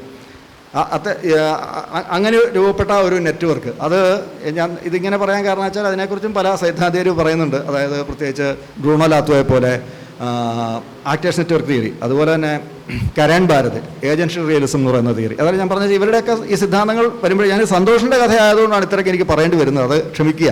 കാരണം വെച്ചാൽ ഇതിൽ വരുന്നത് ഈ ആക്ടേഴ്സും നോൺ ഹ്യൂമൻ അല്ലെങ്കിൽ ഹ്യൂമൻ ആക്ടേഴ്സും നോൺ ഹ്യൂമൻ ആക്ടേഴ്സും അചേതനങ്ങളും ഒക്കെ ചേർന്ന് നിർമ്മിക്കുന്ന ഒരു ലോകമാണ്. അത്തരത്തിലുള്ളൊരു ലോകത്താണ് ഈ കഥ നടക്കുന്നത്. ഞാൻ അതിൻ്റെ ചില ഉദാഹരണങ്ങൾ പറഞ്ഞിട്ട് അവസാനിപ്പിക്കാം. ഈ ചേതനാചേതനങ്ങൾ പങ്കുചേരുന്ന ജീവിതം എന്ന് പറയുന്ന മഹാനാടകം, അതിൽ മനുഷ്യർക്കും തിര്യക്കുകൾക്കും എന്ന പോലെ അചേതന വസ്തുക്കൾക്കും അതിൻ്റെയുള്ള പ്രാധാന്യമുണ്ട്. അപ്പോൾ ഇവയൊക്കെ ഈ കഥകളുടെ ജീവിത വ്യവഹാരങ്ങളിൽ കഥാപാത്രങ്ങളുടെ സ്ഥാനം തന്നെ പങ്കിടുന്നുണ്ട് എന്നുള്ളതാണ് ശ്രദ്ധിക്കേണ്ട ഒരു സംഗതി. നമുക്കിപ്പോൾ ഉണ്ണിയുടെയൊക്കെ കഥകളിൽ ചിലപ്പോൾ ഇങ്ങനെ അവിടെ ഇരിക്കുന്ന ഓന്ത് അയാളെ നോക്കി ചിരിച്ചു, അയാൾ അങ്ങനെ ആ രീതിയിലുള്ള ചില പ്രസൻസ് നമുക്ക് ഉണ്ണിയുടെ കഥകളിൽ കാണാൻ പറ്റും. ഉണ്ണിയുടെ കഥകളിൽ അങ്ങനെ പതിവുണ്ട്. ഇതിൽ ഈ നോൺ ഹ്യൂമൻ ആക്ടേഴ്സ് എന്ന് പറയാവുന്ന തരത്തിൽ ഓരോ അചേതന വസ്തുക്കളും കഥയിൽ വളരെ സക്രിയമായി ഇടപെടുന്നു എന്നുള്ളത് സന്തോഷിൻ്റെ കഥകളുടെ മിക്കവാറും എല്ലാ കഥകളുടെയും തന്നെ സവിശേഷതയായിട്ട് തോന്നി. അതുകൊണ്ടാണ് ഞാനിത് എടുത്ത് പറയുന്നത്.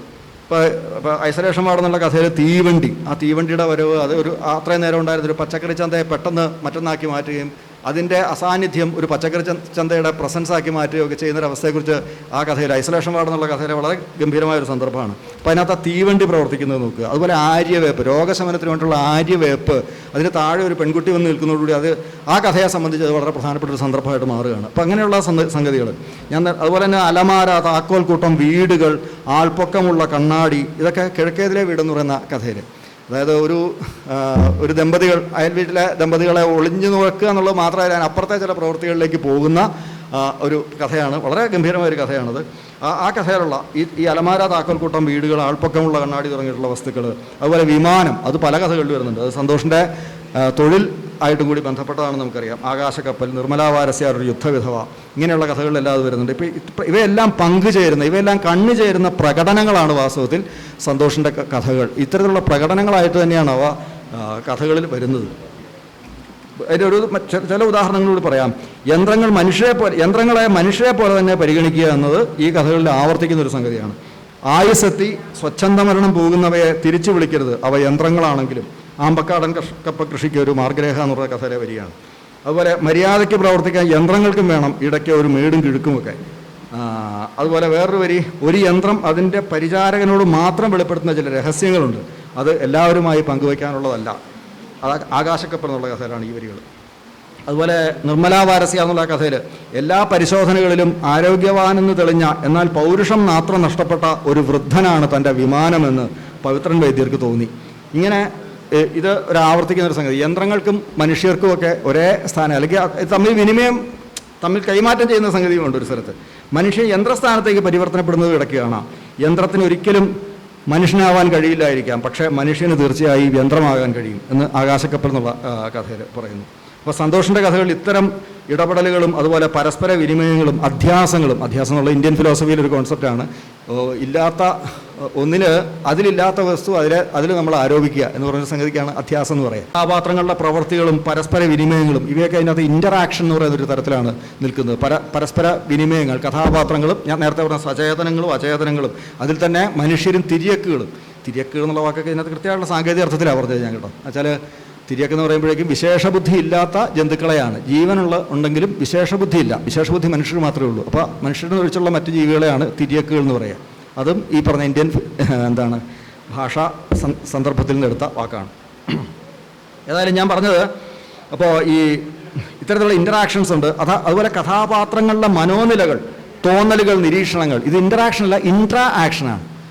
ഉള്ളിൽ തന്നെ നടക്കുന്ന മറ്റൊരു തരത്തിലുള്ള ആക്ഷനാണ്. ഇൻ്ററാക്ഷൻസും ഉണ്ട്, ഇൻട്രാ ആക്ഷൻസും ഉണ്ട്. ഞാൻ പറയുന്നതും ഇതിനും ഒരു സൈദ്ധാന്തികമായ പശ്ചാത്തലമുണ്ട്. കരൺ ഭാരത് എന്ന് പറയുന്ന സൈദ്ധാന്തികയുടെ ഏജൻഷ്യൽ റിയലിസം എന്ന് പറയുന്നത് അവർ ഇൻട്രാ ആക്ഷൻസിനാണ് പ്രാധാന്യം കൊടുക്കുന്നത്. ഇങ്ങനെ ഇത് ഞാൻ പറഞ്ഞ അടുത്ത കാലത്ത് ഇതിൻ്റെ ഈ പഠനങ്ങളിലൊരു വലിയ സമൃദ്ധി നടന്നിട്ടുണ്ട്. അപ്പോൾ ഞാൻ അതുപോലുള്ള കാര്യങ്ങളോട് ശ്രദ്ധിക്കാറുള്ള ഒരാളായതുകൊണ്ടാണ് ഈ ഇത്തരത്തിലുള്ള കാര്യങ്ങൾ പറയുന്നത്. കഥാചർച്ചയിൽ സാധാരണ ഇങ്ങനെയുള്ള കാര്യങ്ങൾ അധികം പറയേണ്ട കാര്യമില്ലെന്ന് എനിക്കറിയാം. എങ്കിലും എനിക്ക് ചില ദുരാഗ്രഹങ്ങളുണ്ട്. കാരണം ഈ ഈസെറ്റിക്സ് പോലുള്ള വിഷയമൊന്നും മലയാളത്തിൽ ചർച്ച ചെയ്യപ്പെടുന്നില്ല. എന്തോ എനിക്കറിയില്ല സൃഷ്ടിച്ച് വെച്ചിരിക്കുന്ന ലോകം എന്താണ്. അതുകൊണ്ട് തന്നെ പെട്ടെന്ന് മടുക്കുകയാണ്. എല്ലാത്തിനും പെട്ടെന്ന് മടുപ്പ് തോന്നുകയാണ്. കാരണം ഒന്നൊരു എന്താ പറയണ്ടത്, ഒരു ഏറ്റവും സൂപ്പർഫോസ് ആയിട്ടുള്ളൊരു തലത്തിൽ മാത്രം നിൽക്കുന്ന പോലെ ഒരവസ്ഥയാണ് നമുക്ക് പലപ്പോഴും തോന്നാറുള്ളത്. ഇത് എനിക്ക് പറയുന്നതിന് യാതൊരു മടിയില്ല, കാരണം ഞാൻ എല്ലാമായിട്ടും ഡിറ്റാച്ച്ഡാണ്. അതുകൊണ്ട് ഞാൻ പറഞ്ഞു വെച്ചാൽ ഇപ്പോൾ പണ്ട് ഈ കഥാപാത്രങ്ങളുടെ നിഗൂഢമായ കാമനാ വിനിമയങ്ങൾ അത് എന്താണ് ഈ സന്തോഷിൻ്റെ കഥകളിൽ ആവർത്തിക്കുന്ന ഒരു സംഗതിയാണ്. നമുക്കിപ്പോൾ അറിയാം, പണ്ട് കവിതകളിലെ മികച്ച കവിതകളുടെ ഒരു സ്വഭാവമായിരുന്നു അത്. പ്രത്യേകിച്ച് ഇപ്പോൾ കുമാരനാശാൻ്റെ ഗരിസപ്പ അരുവി എന്ന് പറയുന്ന കവിത, അല്ലെങ്കിൽ ഇടശ്ശേരിയുടെ ഒരു ഗന്ധർവൻ പാടുന്നു. കഥകളുടെ ഉദാഹരണം പ്രസന്നകുമാറിൻ്റെ അവതാരികത്തന്നെ ധാരാളം പറഞ്ഞിട്ടുണ്ട്. അപ്പോൾ ഞാൻ പറഞ്ഞു വെച്ചാൽ ഇത്തരത്തിലുള്ള സംഗതികൾ, അത് ഈ നിഗൂഢമായ കാമനാ വിനിമയങ്ങൾ, അത് സന്തോഷ് കുമാറിൻ്റെ കവിതകളിൽ ആവർത്തിക്കുന്ന ഒരു സംഗതിയാണ്. അത് പലപ്പോഴും ഈ ഒരു കൗതുകം പറയുകയാണെങ്കിൽ, ഒരു ദമ്പതികൾ മറുവശത്ത് ഇതേപോലെ അപരം എന്നുള്ളതിലേക്ക് വേറെ ഒരു സ്ത്രീ പുരുഷന്മാരുണ്ടാവുക, അങ്ങനെയുള്ളൊരു സംഗതിയുണ്ട്.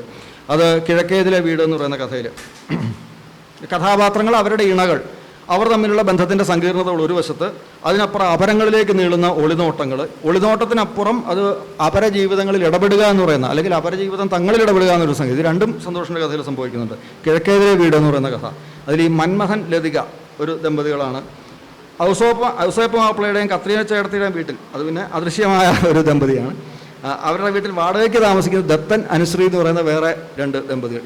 ഈ സംഗതി വെച്ചിട്ട് അവിടെ ഞാൻ നേരത്തെ പറഞ്ഞ അചേതന വസ്തുക്കൾ, ഈ നിലക്കണ്ണാടി ഉൾപ്പെടെയുള്ള, കട്ടിലുൾപ്പെടെയുള്ള, വീട് ഉൾപ്പെടെയുള്ള വസ്തുക്കൾ തിരിച്ചും മറിച്ചുമുള്ള നോട്ടങ്ങൾക്കൊക്കെ വിധേയമാകുന്ന വളരെ ഗംഭീരമായുള്ള സന്ദർഭങ്ങൾ ആ കഥയിലുണ്ട്. അതുപോലെ തന്നെ അതായത് മറ്റേ ആളുടെ വീട്ടിൽ നിന്നിട്ട് സ്വന്തം വീടിനെ കാണുക, അങ്ങനെയൊക്കെയുള്ള സംഗതികളിലേക്ക് വരെ അത് പോകുന്നുണ്ട്. അപ്പോൾ ഞാൻ പറഞ്ഞു വെച്ചാൽ അതിനുശേഷം പിന്നെ അതുപോലെ തന്നെ കാന്താരിക്കടവ് എന്ന് പറയുന്ന കഥ, അതിൽ സഹദേവൻ എന്ന് പറയുന്ന കഥാപാത്രം ഇന്ദു എന്ന് പറയുന്ന ഭാര്യ, അല്ലെങ്കിൽ വിവാഹമോചനം നേടിയ ആളാണ്, എന്നാലും ഇന്ദു എന്നാണ് ഭാര്യയുടെ പേര്. മറുവശത്ത് നമുക്ക് കാണാൻ പറ്റുന്നത് സെലീന അറാക്കൻ എന്ന ആ ഒരു ദ്വന്ദ്വത്തെയാണ്. ഇതിനകത്ത് ഈ അറാക്കൻ എന്ന് പറയുന്ന ആൾ ചെറുപ്പത്തിൽ തന്നെ ഈ സഹദേവൻ്റെ ജീവിതത്തിൽ ഇടപെടുക എന്നൊരു സംഗതി ചെയ്യുന്നുണ്ട്. ഞാൻ പറഞ്ഞു, ഇങ്ങനെ വളരെ ഇത്തരത്തിലുള്ള ബന്ധങ്ങൾ സൃഷ്ടിച്ചെടുക്കുക എന്നുള്ളത് സന്തോഷിൻ്റെ കഥകളിലെ ഒരു പൊതു സ്വഭാവമാണ്. കവിത എന്ന് വിളിച്ചാലും തെറ്റൊന്നുമില്ല. അതുപോലെ നിർമ്മലാ വാരസ്യാർ ഒരു യുദ്ധവിധവ എന്നുള്ള അതിൽ വിഭാര്യനായ പവിത്രൻ വൈദ്യരുണ്ട്, വിധവയായ നിർമ്മലാ വാരസ്യാരുണ്ട്. ഇവരുടെ ഈ പേരുകളൊക്കെ മനഃപൂർവ്വം ഇട്ടതാണെന്ന് നമുക്ക് തോന്നുന്നു. ഇതിനെല്ലാം ധ്വനി ഉണ്ടെന്ന് തോന്നുന്നു. കാരണം വെച്ചാൽ പവിത്രൻ, നിർമ്മല, മറ്റേ ഈ ഒളിനോട്ടക്കാരനായ മറ്റേ ഒരു കഥാപാത്രം മന്മഥനാണ്. എപ്പോഴും സ്വയം ഇങ്ങനെ വിചാരിച്ചിരിക്കുന്നത് ധ്യാനമൂർത്തി എന്നുള്ള മനുഷ്യനാണ്. ഇങ്ങനെ ഈ പേരുകൾ ഇട്ടിരിക്കാത്ത ആ ഒരു കൗതുകം ഉണ്ടെന്ന് തോന്നുന്നു ചില സമയത്തൊക്കെ. ചിന്തകൾക്ക് കൂടുതൽ, അല്ലെങ്കിൽ കൂടുതൽ വായനയ്ക്കൊക്കെ കൂടുതൽ ശ്രദ്ധിക്കുന്ന ആളാണ് ധ്യാനമൂർത്തി. അതായത് ഞാൻ പറഞ്ഞു വെച്ചാൽ ഇവരുടെ മരിച്ചുപോയ ഇണകളും ജീവിതത്തിൽ ഇടപെടുകയാണ്. വൈദ്യരും വാരസ്യാരും തമ്മിലുള്ള നിഗൂഢ വിനിമയങ്ങളുടെ ലോകമായി വികസിക്കുന്ന മറ്റൊരു സംഗതി, അത് കഥയുടെ ഒരു മെയിൻ ഭാഗമായിട്ട് അതും പ്രവർത്തിക്കുന്നു എന്നർത്ഥം. അതുപോലെ ഈ സിൽക്ക് സ്മിതയും ബാലങ്കൻ നായർ എന്നുള്ള കഥയിൽ അപരസ്ഥാനത്ത് വരുന്നത് നേരത്തെ പറഞ്ഞ തിര്യക്കുകളാണ്. തങ്കം ഫിലിപ്പിൻ്റെയും ആനന്ദൻ്റെയും ഇടയിലേക്ക് വരുന്ന ഇണപ്രാവുകൾ, അതേപോലെ തന്നെ ശ്രീരാമൻ്റെയും ലളിതയുടെയും ജീവിതത്തിൽ ഇടകലരുന്ന ദാമുപണിക്കൻ്റെ ബാലങ്കൻ നായർ എന്ന് പറയുന്ന പൂച്ചയും, അതുപോലെ സിൽക്ക് സ്മിത എന്ന് പേരുള്ള, അല്ലെങ്കിൽ സിൽക്ക് സ്മിത എന്ന കഥയുടെ ആ സന്ദർഭത്തിൽ പേര് ഇട്ട് വിളിക്കുന്ന പച്ചത്തവളയും. അപ്പം ഇങ്ങനെ അവിടെ തിര്യക്കുകൾ തന്നെ ഈ പറഞ്ഞ അപര ദ്വന്ദ്വം, അല്ലെങ്കിൽ അപര ഇണകളുടെ ദ്വന്ദ്വമായിട്ടത് അത് പ്രവർത്തിക്കുന്നുണ്ടെന്ന ദിവസം. തിര്യക്കുകൾ പലപ്പോഴും അവയുടെ സഹജമായ നിലവിട്ടിട്ട് മനുഷ്യ വ്യവഹാരങ്ങളിൽ ഇടപെടുക എന്ന് പറയുന്നൊരു സംഗതിയുണ്ട്. നമുക്കിപ്പോൾ ഈ കാന്താരിക്കടവ് എന്ന് പറയുന്ന ആ കഥയിലെ നമ്മൾ ഒരിക്കലും മറക്കാത്ത ചെമ്പൻ എന്ന് പറയുന്ന കഥാപാത്രം വാളമീനാണ്. ആ വാളമീൻ തുടക്കം മുതൽ തീരുന്നവരെ ഈ മനുഷ്യ വ്യവഹാരങ്ങൾ നിരന്തരം ഇടപെട്ടുകൊണ്ടാണ് അത് നിൽക്കുന്നത്. അതുപോലെ പ്രിൻസ് എന്ന നായ, കിഴക്കേതിലെ വീട് എന്ന് പറയുന്ന കഥയിൽ. അതുപോലെ ഞാൻ നേരത്തെ പറഞ്ഞ സിൽക്ക് സ്മിതയും ബാലങ്കൻ നായരും അത് ഈ പറഞ്ഞ തരത്തിൽ ഈ തിര്യക്കുകൾ ഇടപെടുന്നതിൻ്റെ ഉദാഹരണമാണ്. ഇങ്ങനെ ഈ ജീവികൾ ചിലപ്പം വേണമെങ്കിൽ നമുക്ക് മനുഷ്യരുടെ ഈ നിഗൂഢ കാമനകളുടെ പ്രതിരൂപമാണെന്നൊക്കെ പെട്ടെന്ന് വ്യാഖ്യാനിച്ചേക്കാം. പക്ഷേ അത്തരത്തിലുള്ള കാമനകളല്ല, അല്ലെങ്കിൽ അതിനപ്പുറം കടന്നിട്ട് അവ സവിശേഷ വ്യക്തിത്വമുള്ള കഥാപാത്രങ്ങളായി തന്നെ മാറുന്നു എന്നുള്ളതാണ് സന്തോഷിൻ്റെ കഥകളിൽ കാണുന്നൊരു പ്രധാനപ്പെട്ട സവിശേഷത. മനുഷ്യരെ പോലെ തന്നെ പ്രധാനപ്പെട്ട സ്വന്തമായിട്ടുള്ള ഏജൻസിയുള്ള, സ്വന്തമായ കർത്തൃത്വമുള്ള കഥാപാത്രങ്ങളായി മനുഷ്യർ മാറുന്നു എന്നുള്ളതാണ്. ഈ തിര്യക്കുകൾ പോലും മാറുന്നു, അചേതനങ്ങൾ പോലും മാറുന്നു എന്നുള്ളതാണ് ഈ കഥകളിലെ ഏറ്റവും പ്രധാനപ്പെട്ട സവിശേഷതയായിട്ട് തോന്നുന്നത്. ഓരോ കഥയും പുതുമയുള്ളതാണ്, ഓരോ കഥയുടെ ആഖ്യാനം പുതുമയുള്ളതാണ്, അത് ഓരോന്നും ആകർഷകവുമാണ്. അങ്ങനെ ഒരു കഥയോട് പുലർത്തേണ്ട ഉത്തരവാദിത്വം എന്ന് സ്വയം തോന്നിയതുകൊണ്ട് സ്വന്തം വായന എന്നുള്ളതിനപ്പുറം ഇതിനെ വേറൊരു തരത്തിൽ അടയാളപ്പെടുത്താൻ പറ്റുമോ എന്നുള്ളൊരു ശ്രമം നടത്തി നോക്കുകയായിരുന്നു ഞാൻ. ആർക്കെങ്കിലും ബോറടിച്ചെങ്കിൽ ക്ഷമിക്കുക. എന്തായാലും ഇത്ര മനോഹരമായ ഇത്ര സുന്ദരമായൊരു കഥാസമാഹാരത്തിൻ്റെ പ്രകാശനം അതിൽ പങ്കുചേരാൻ സാധിച്ചതിലുള്ള വലിയ സന്തോഷം പങ്കുവയ്ക്കുന്നു. ഞാൻ എൻ്റെ വാക്കുകൾ അവസാനിപ്പിക്കുന്നു. വേദിയിലും സദസ്സിലുമുള്ള പ്രഗത്ഭരായ സാഹിത്യകാരന്മാർ, ഗുരുക്കന്മാർ, ഏറ്റവും പ്രിയമുള്ള സഹോദരി സഹോദരന്മാരെ, കാറ്റുമാളിക കയ്യിൽ കിട്ടി ആദ്യം വായിച്ച ശേഷം ഞാൻ സി സന്തോഷ് കുമാറിനൊരു മെസ്സേജ് അയച്ചു. താങ്കൾ വരും നാളുകളിൽ സാഹിത്യ ലോകത്ത് ശ്രദ്ധിക്കപ്പെടുക തന്നെ ചെയ്യും. കേവലം ഒരു ആസ്വാദനത്തിന് വേണ്ടി മാത്രമല്ല, മറിച്ച് ഗഹനമായ പഠനങ്ങൾക്കും ഗവേഷണങ്ങൾക്കും സാധ്യതയുള്ള ഒരു കഥാസമാഹാരമാണ് ഇത് എന്നായിരുന്നു ഞാൻ പറഞ്ഞത്. ആ മെസ്സേജ് അയച്ച ശേഷം ഞാൻ എൻ്റെ ഭർത്താവിനോട് പറഞ്ഞു, ഇത്രയും മികച്ച ഒരു കൃതി പരിചയപ്പെടുത്തേണ്ടത് ഞാനല്ല, മറിച്ച് പ്രഗത്ഭനായ ഒരാൾ തന്നെ ഇത് പരിചയപ്പെടുത്തിയിരുന്നെങ്കിൽ എന്ന് പറഞ്ഞു. അപ്പോൾ അദ്ദേഹം പറഞ്ഞു, നമ്മളെ ക്ഷണിച്ചതല്ലേ, അപ്പം നമ്മൾ അങ്ങനെ പറയാൻ പാടില്ല എന്ന്. എന്നാൽ ഗുരുതുല്യനായ എൻ്റെ സഹപ്രവർത്തകൻ കൂടിയായ മനോജ് സാർ വളരെ ആഴത്തിൽ ഈ പുസ്തകത്തെക്കുറിച്ച്, ഈ കഥകളെക്കുറിച്ച് പറഞ്ഞപ്പോഴാണ് എനിക്ക് സമാധാനമായത്. മറുവശത്ത് ഒരേ വിഷയത്തെക്കുറിച്ച് അദ്ദേഹം പ്രസംഗിച്ച ശേഷം പ്രസംഗിക്കുക എന്നുള്ളത് വലിയ സാഹസമാണ്. ഈ കാര്യം വല്ലതും ഞങ്ങളുടെ കോളേജിൽ അറിഞ്ഞാൽ ചാൾസ് ശോഭാരാജിനേക്കാളും ധൈര്യശാലിയാണ് ഞാനെന്ന് എല്ലാവരും പറയും. കഴിഞ്ഞ 2 വർഷത്തിനിടയിൽ എയർഫോഴ്സിൽ ഉദ്യോഗസ്ഥനായിരുന്ന സി സന്തോഷ് കുമാർ കഴിഞ്ഞ 2 വർഷത്തിനിടയിൽ എഴുതിയ ചെറുകഥകളുടെ 9 ചെറുകഥകളുടെ സമാഹാരമാണ് കാറ്റുമാളിക. DC ബുക്സാണ് അത് പ്രസിദ്ധീകരിച്ചിരിക്കുന്നത്. പുസ്തകത്തിലെ കഥകളിലെ കഥാരസം ഒട്ടും ചോർന്നു പോകാത്ത തരത്തിൽ ഇതിനൊരു കവർ പേജ് ചെയ്തിരിക്കുന്നത് രതീഷ് VN ആണ്. രഹസ്യ ജീവിതങ്ങളുടെ താക്കോൽ എന്ന പേരിൽ ആദരണീയനായ KB പ്രസന്നകുമാർ സാർ ഒരു മനോഹരമായ അവതാരിക എഴുതിയിട്ടുണ്ട്. ആ അവതാരികയിൽ അദ്ദേഹം ഈ ഭാഷയുടെ ഈ രചനകളിലുടനീളമുള്ള ഭാഷയുടെ ലാളിത്യത്തെക്കുറിച്ചും മിതത്വത്തെക്കുറിച്ചും ആഖ്യാനത്തിൻ്റെ ഒതുക്കത്തെക്കുറിച്ചും അതുപോലെ അതിൻ്റെ ഭാവസാന്ദ്രതയെക്കുറിച്ചുമൊക്കെ വാചാലനാവുന്നുണ്ട്. വർഷങ്ങളായി എയർഫോഴ്സിൽ ജോലി ചെയ്തതുകൊണ്ട് അദ്ദേഹത്തിൻ്റെ ഔദ്യോഗിക ജീവിത പരിസരത്ത് നിന്നൊക്കെയുള്ള കഥകൾ ഇതിനകത്തുണ്ട്. ഈ കഥയിലൂടെ കടന്നു പോകുമ്പോൾ നമ്മളെപ്പോലെയുള്ള സാധാരണക്കാർക്ക് 2 തരം കഥകൾ കാണാം, 2 തരം കഥാസന്ദർഭങ്ങൾ കാണാം. ഒന്ന് നമുക്ക് തികച്ചും പരിചിതമായ കഥാസന്ദർഭങ്ങൾ, ഉദാഹരണത്തിന് കാറ്റുമാളികയിലെ ഉണ്ണിത്തമ്പുരാൻ, അല്ലെങ്കിൽ അവിടുത്തെ വിശാലമായ നീലി ആട് മേയ്ക്കാൻ പോകുന്ന സ്ഥലം. ഇതൊക്കെ കേൾക്കുമ്പോൾ നമ്മൾ ചെറുപ്പത്തിൽ കണ്ട നാട്ടിലെ ഓർമ്മകൾ നമുക്ക് വളരെ പരിചിതമായ സ്ഥലങ്ങളും കഥാസന്ദർഭങ്ങളും ഒക്കെ ആയിട്ട് തോന്നും. എന്നാൽ ആകാശക്കപ്പൽ പോലെയുള്ള കഥ വരുമ്പോൾ, അല്ലെങ്കിൽ സൈനികരുടെ ജീവിതവുമായി ബന്ധപ്പെട്ട സൈനിക ക്യാമ്പും പരേഡും ആശുപത്രിയും അത്തരം കാര്യങ്ങളൊക്കെ വരുമ്പോൾ നമുക്ക് തികച്ചും അപരിചിതമാണെന്ന് തോന്നും. ഈ അപരിചിതമായ കഥകളിലൂടെ ഒരു വായനക്കാരൻ നടന്നു പോകുമ്പോൾ, ഉദാഹരണത്തിന് ആകാശക്കപ്പലിനകത്ത് സാർ ഇവിടെ പറഞ്ഞതുപോലെ വിമാനം പറത്തൽ, വിമാനത്തിന്റെ സാങ്കേതിക തകരാറുകളൊക്കെയാണ് ചർച്ച ചെയ്യുന്നത്. ഇത് വായിക്കുമ്പോൾ ദൂരെ നിന്ന് മാത്രം വിമാനം കണ്ടിട്ടുള്ള ഒരാൾ പോലും ഒരു KSRTC ബസ്സിൽ നിത്യവും യാത്ര ചെയ്യുന്നത് പോലെ ഒരു പ്രതീതി ഉണ്ടാക്കുവാൻ സി സന്തോഷ് കുമാറിന് കഴിഞ്ഞു എന്നതാണ് ഞാൻ മനസ്സിലാക്കുന്നത്. ഒരു ടയർ പഞ്ചറാകുന്ന ലാഘവത്തോടെയാണ് നമ്മൾ വിമാനത്തിന്റെ സാങ്കേതിക തകരാറ് ആ കഥയിലെ കഥാപാത്രം പരിഹരിക്കുന്നത് നോക്കി നിന്ന് കാണുന്നത്. ഇവിടെ നമ്മളായിരിക്കുന്ന അവസ്ഥയിൽ നിന്നും മറ്റൊരു തലത്തിലേക്ക് വായനക്കാരനെ ഉയർത്തുന്നതിനാണ് സാഹിത്യത്തില്, നിരൂപണത്തില് ഇതിനെ സബ്ലൈം ലിറ്ററേച്ചർ എന്നൊക്കെ ലോഞ്ചിനസിനെ പോലെയുള്ള ആൾക്കാർ പറഞ്ഞിട്ടുള്ളത്. ആ ഒരു ജാലവിദ്യ, കൂടുവിട്ട് കൂടുമാറാനുള്ള ഒരു ജാലവിദ്യ നമ്മൾ വായനക്കാരനിലേക്ക് സന്നിവേശിപ്പിക്കുവാൻ കഴിവുള്ള ഒരാളാണ് കഥാകൃത്ത് എന്നത് പറയുന്നതിൽ എനിക്കൊരു തർക്കവുമില്ല. ഇതിനകത്തെ ആദ്യത്തെ കഥ ഐസൊലേഷൻ വാർഡ്. പിക്ടോറിയൽ ക്വാളിറ്റി അല്ലെങ്കിൽ ചിത്രാത്മകത, ദൃശ്യാത്മകത എന്നൊക്കെ നമ്മൾ സാഹിത്യത്തിൽ പഠിച്ചിട്ടുണ്ട്. ഇംഗ്ലീഷ് സാഹിത്യത്തിൽ ചാൾസ് ഡിക്കൻസ് അല്ലെങ്കിൽ തോമസ് ഹാഡിയൊക്കെയാണ് ഇത് പരിചയപ്പെടുത്തിയത്, അല്ലെങ്കിൽ ഇതിനെ പോപ്പുലർ ആക്കിയത്. മലയാള സാഹിത്യത്തിലേക്ക് വരുമ്പോൾ തീർച്ചയായിട്ടും MDയും അതുപോലെ OV വിജയനും ഒക്കെയാണ് നമുക്ക് ഈ ഒരു പിക്ടോറിയൽ ക്വാളിറ്റി, ദൃശ്യാത്മകത നമുക്ക് ഏറ്റവും കൂടുതൽ കാണാൻ കഴിയുന്ന അവരുടെ കഥകളിലാണ്. ഇപ്പോൾ ഈ പുതിയ കാലത്ത് നമുക്ക് സന്തോഷത്തോടെ പറയാൻ പറ്റും, സന്തോഷ് കുമാറിന്റെ കഥകളിൽ ആ പിക്ടോറിയൽ ക്വാളിറ്റി ഉണ്ട്. ഐസൊലേഷൻ വാർഡിനകത്തെ ഒരു ഡോക്ടർ ജോലിക്കായി പോവുകയും തിരിച്ചു വരികയും ചെയ്യുമ്പോൾ ഒരു റെയിൽവേ ക്രോസ് കഴിഞ്ഞാണ് പോകുന്നത്. ഈ റെയിൽവേ ക്രോസ് എന്ന് പറയുന്ന ഒരു പച്ചക്കറി മാർക്കറ്റാണ്. ഈ പച്ചക്കറി മാർക്കറ്റ് ട്രെയിനിന്റെ ചൂളം വിളി കേൾക്കുമ്പോൾ പെട്ടെന്ന് അപ്രത്യക്ഷമാകുകയാണ്. ഇത് കഥകളിലൂടെ അവതരിപ്പിക്കുക, വാക്കുകളിലൂടെ അവതരിപ്പിക്കുക എന്നത് അത്ര എളുപ്പമുള്ള കാര്യമല്ല. പെട്ടെന്നൊരു ഒരു നിമിഷം പച്ചക്കറി മാർക്കറ്റ് അപ്രത്യക്ഷമാകുന്നു, ട്രെയിൻ ചൂളം വിളിച്ച് കടന്നു പോകുന്നു, ട്രെയിൻ പോയതിനു ശേഷം വീണ്ടും അതുപോലെ തന്നെ പച്ചക്കറി മാർക്കറ്റ് സജീവമാകുന്നു. ഇതൊരു വാങ്മയ ചിത്രമാണ്. ഇങ്ങനെ വാക്കുകൾ കൊണ്ട് ചിത്രം വരയ്ക്കുവാൻ കഴിവുള്ള ഒരാളെയാണ് ഈ ഐസൊലേഷൻ വാർഡിൽ നമുക്ക് കാണാൻ സാധിക്കുന്നത്. ടൈറ്റിൽ സ്റ്റോറിയായ കാറ്റുമാളികയെ കുറിച്ച് പറയാൻ ഞാൻ ആഗ്രഹിക്കുന്നു. കാറ്റുമാളിക ഒരു കുട്ടിയുടെ കണ്ണുകളിലൂടെ വലിയ മനുഷ്യരുടെ ലോകത്തെ നോക്കിക്കാണുകയാണ്.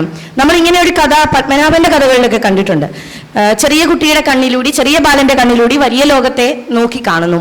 ഇതിനകത്തൊരു രണ്ടു തരത്തിലുള്ള വായനയാണ് എനിക്ക് പെട്ടെന്ന് തോന്നിയത്. ഒന്നൊരു സ്ത്രീപക്ഷ വായനയായിട്ട് തോന്നി. കാരണം കാറ്റുമാളിക അത് അനാവരണം ചെയ്യുന്നത് ഒരു പുരുഷ കേന്ദ്രീകൃത മൂല്യവ്യവസ്ഥയാണ്. ഇതിനകത്തെ മുത്തച്ഛനായാലും ഉണ്ണിത്തമ്പുരാനായാലും ഒക്കെ അവിടെയുള്ള മറ്റു സ്ത്രീജനങ്ങളെല്ലാം ചൂഷണം ചെയ്യുന്നത് പോലെയാണ് തോന്നിയത്. ചിറ്റയും അമ്മയും നീലിയും എന്തിനാ ആ വീട്ടിലെ കറവപ്പശു പോലും ഒരു വിധത്തിൽ ചൂഷണം ചെയ്യപ്പെടുകയാണ്. എന്തിനേയും തൻ്റെ നിയന്ത്രണത്തിൽ കൊണ്ടുവരാൻ കഴിവുണ്ടെന്ന് പറയുന്ന ഒരു ഗർവാണ് ഉണ്ണിത്തമ്പുരാനും. അത് കാണുമ്പോൾ ഈ പുരുഷ കേന്ദ്രീകൃത മൂല്യവ്യവസ്ഥയാണ് അന്നും ഇന്നും എന്നും തുടർന്നുകൊണ്ടിരിക്കുന്ന ഒരു മൂല്യവ്യവസ്ഥയാണ് കാണുന്നത്. എന്നാൽ ഈ ആൺബോധം എന്തും തൻ്റെ നിയന്ത്രണത്തിലാണെന്നുള്ള ആ ആൺബോധം ഇനിയും ഉറച്ചിട്ടില്ലാത്ത ഒരു ബാലനാണ് ഈ കാഴ്ചയെല്ലാം കണ്ടു പറയുന്നത്. ആ ബാലന് ഏറ്റവും അവസാനം ഈ കഥ അവസാനിക്കുമ്പോൾ ആ ബാലന് നീലി അടിക്കുന്നുണ്ട്. ആടിന് ചെന വിട്ടുന്നത് എങ്ങനെയാണെന്ന് നിനക്കറിയണോ എന്ന് ചോദിച്ചിട്ട് ഈ ബാലന്റെ നേരെ നീലി ഒരടി കൊടുക്കുന്നുണ്ട്. കരണത്തിനിട്ട് കിട്ടുന്ന ആ അടി സത്യത്തിൽ ഭാവിക്ക് വേണ്ടി, ഭാവി തലമുറയ്ക്ക് കിട്ടുന്നതാണ്. കാരണം നിലവിലുള്ള നമ്മൾ പിന്തുടർന്നുകൊണ്ടിരിക്കുന്ന, നൂറ്റാണ്ടുകളായി പിന്തുടർന്നിരിക്കുന്ന ആൺബോധത്തിലേക്ക് പോകാതിരിക്കാനുള്ള ഒരു താക്കീത് കൂടിയാണ്. ഇനി മറ്റൊരു തരത്തിലൊരു രാഷ്ട്രീയ സറ്റയറായിട്ട് ഞാൻ ഈ കഥയെ കാണുന്നുണ്ട്. അതായത് ഈ കഥയിൽ നവമുതലാളിത്തം എങ്ങനെയാണ് നമ്മളെ കാർന്നു തിന്നുന്നതെന്നുള്ളതിൻ്റെ വ്യക്തമായ സൂചന വളരെ രാഷ്ട്രീയപരമായിട്ട് ഇതിൽ നൽകുന്നുണ്ട്. നവമുതലാളിത്തത്തിൻ്റെ ഒരു പ്രതീകമായിട്ട് നമുക്കിതിൽ ഉണ്ണിത്തമ്പുരാനെ കാണാം. ഉണ്ണിത്തമ്പുരാൻ ഒന്നും ചെയ്യുന്നില്ല. പ്രഥമ ദൃഷ്ടിയ ആളൊരു ശുദ്ധനാണെന്നൊക്കെ നമുക്ക് ചിലപ്പോൾ സംശയം തോന്നിയേക്കാം. പക്ഷേ അദ്ദേഹം ഒന്നും അങ്ങനെ ആരെയും പോയി ചൂഷണം ചെയ്യുന്നതായിട്ട് നമുക്ക് കാണത്തില്ല. ഇതാണ് നവമുതലാളിത്തത്തിൻ്റെ ഒരു സ്വഭാവം. അതാണ് നമ്മൾ അറിയില്ല, നമ്മളെ ചിരിച്ചുകൊണ്ട് കഴുത്തറക്കുന്ന സ്വഭാവമാണ്. ഇതിനകത്ത് മുത്തച്ഛൻ എന്ന് പറയുന്ന ആള് എപ്പോഴും ദൂരയാത്ര പോവുകയും കഥകളി കാണുകയും ആസ്വദിക്കുകയൊക്കെ ചെയ്യുന്ന മുത്തച്ഛനാണ്. ആ മുത്തച്ഛൻ സത്യത്തിൽ എന്താണ് ചെയ്യുന്നത്? ആ വീട്ടിലുള്ള സത്യത്തിൽ മുത്തച്ഛൻ ജനാധിപത്യ സർക്കാരുകളെയാണ് കാണിക്കുന്നത്. ജനങ്ങളുടെ ജീവനും സ്വത്തിനും സംരക്ഷണം നൽകേണ്ട ജനാധിപത്യ സംവിധാനങ്ങൾ ഉപയോഗിച്ചുകൊണ്ട് ഭരണാധികാരികൾ ജനങ്ങളെ ചൂഷണം ചെയ്യുകയും പൊതുമുതൽ നശിപ്പിക്കുകയും ചെയ്താൽ എന്താണ് ഉണ്ടാകുന്നതിന്റെ നേർക്കാഴ്ച ആ കഥയിലെ വരികൾക്കിടയിലൂടെ വായിക്കാൻ പറ്റും. ഇതൊന്നും കഥയിൽ നേരിട്ട് പറയുന്ന കാര്യങ്ങളല്ല. കഥയിൽ ഒരിടത്തും നിങ്ങൾക്കിത് കാണാൻ സാധിക്കില്ല. പക്ഷേ സസൂക്ഷ്മം നിരീക്ഷിച്ചാൽ, ഒരു രണ്ടാമതൊരു വായനയിലേക്ക് ഇറങ്ങിച്ചെന്നാൽ മുത്തച്ഛൻ ദൂരയാത്രകൾ പോയി തിരിച്ചു വരുമ്പോൾ ഓരോ കണ്ടവും ആ വീട്ടിലെ എല്ലാവർക്കും കൂടെ അനുഭവിക്കേണ്ട പൊതുമുതലും ഇല്ലാതായിക്കൊണ്ടിരിക്കുകയാണ്. അതൊക്കെ ഉണ്ണിത്തമ്പുരാന്റെ കൊട്ടാരത്തിൽ കൊണ്ടുപോയി അടിയറവ് വെക്കുകയാണ്. ഇതിനൊരു രാഷ്ട്രീയ വായന തീർച്ചയായും സാധ്യമാണ്.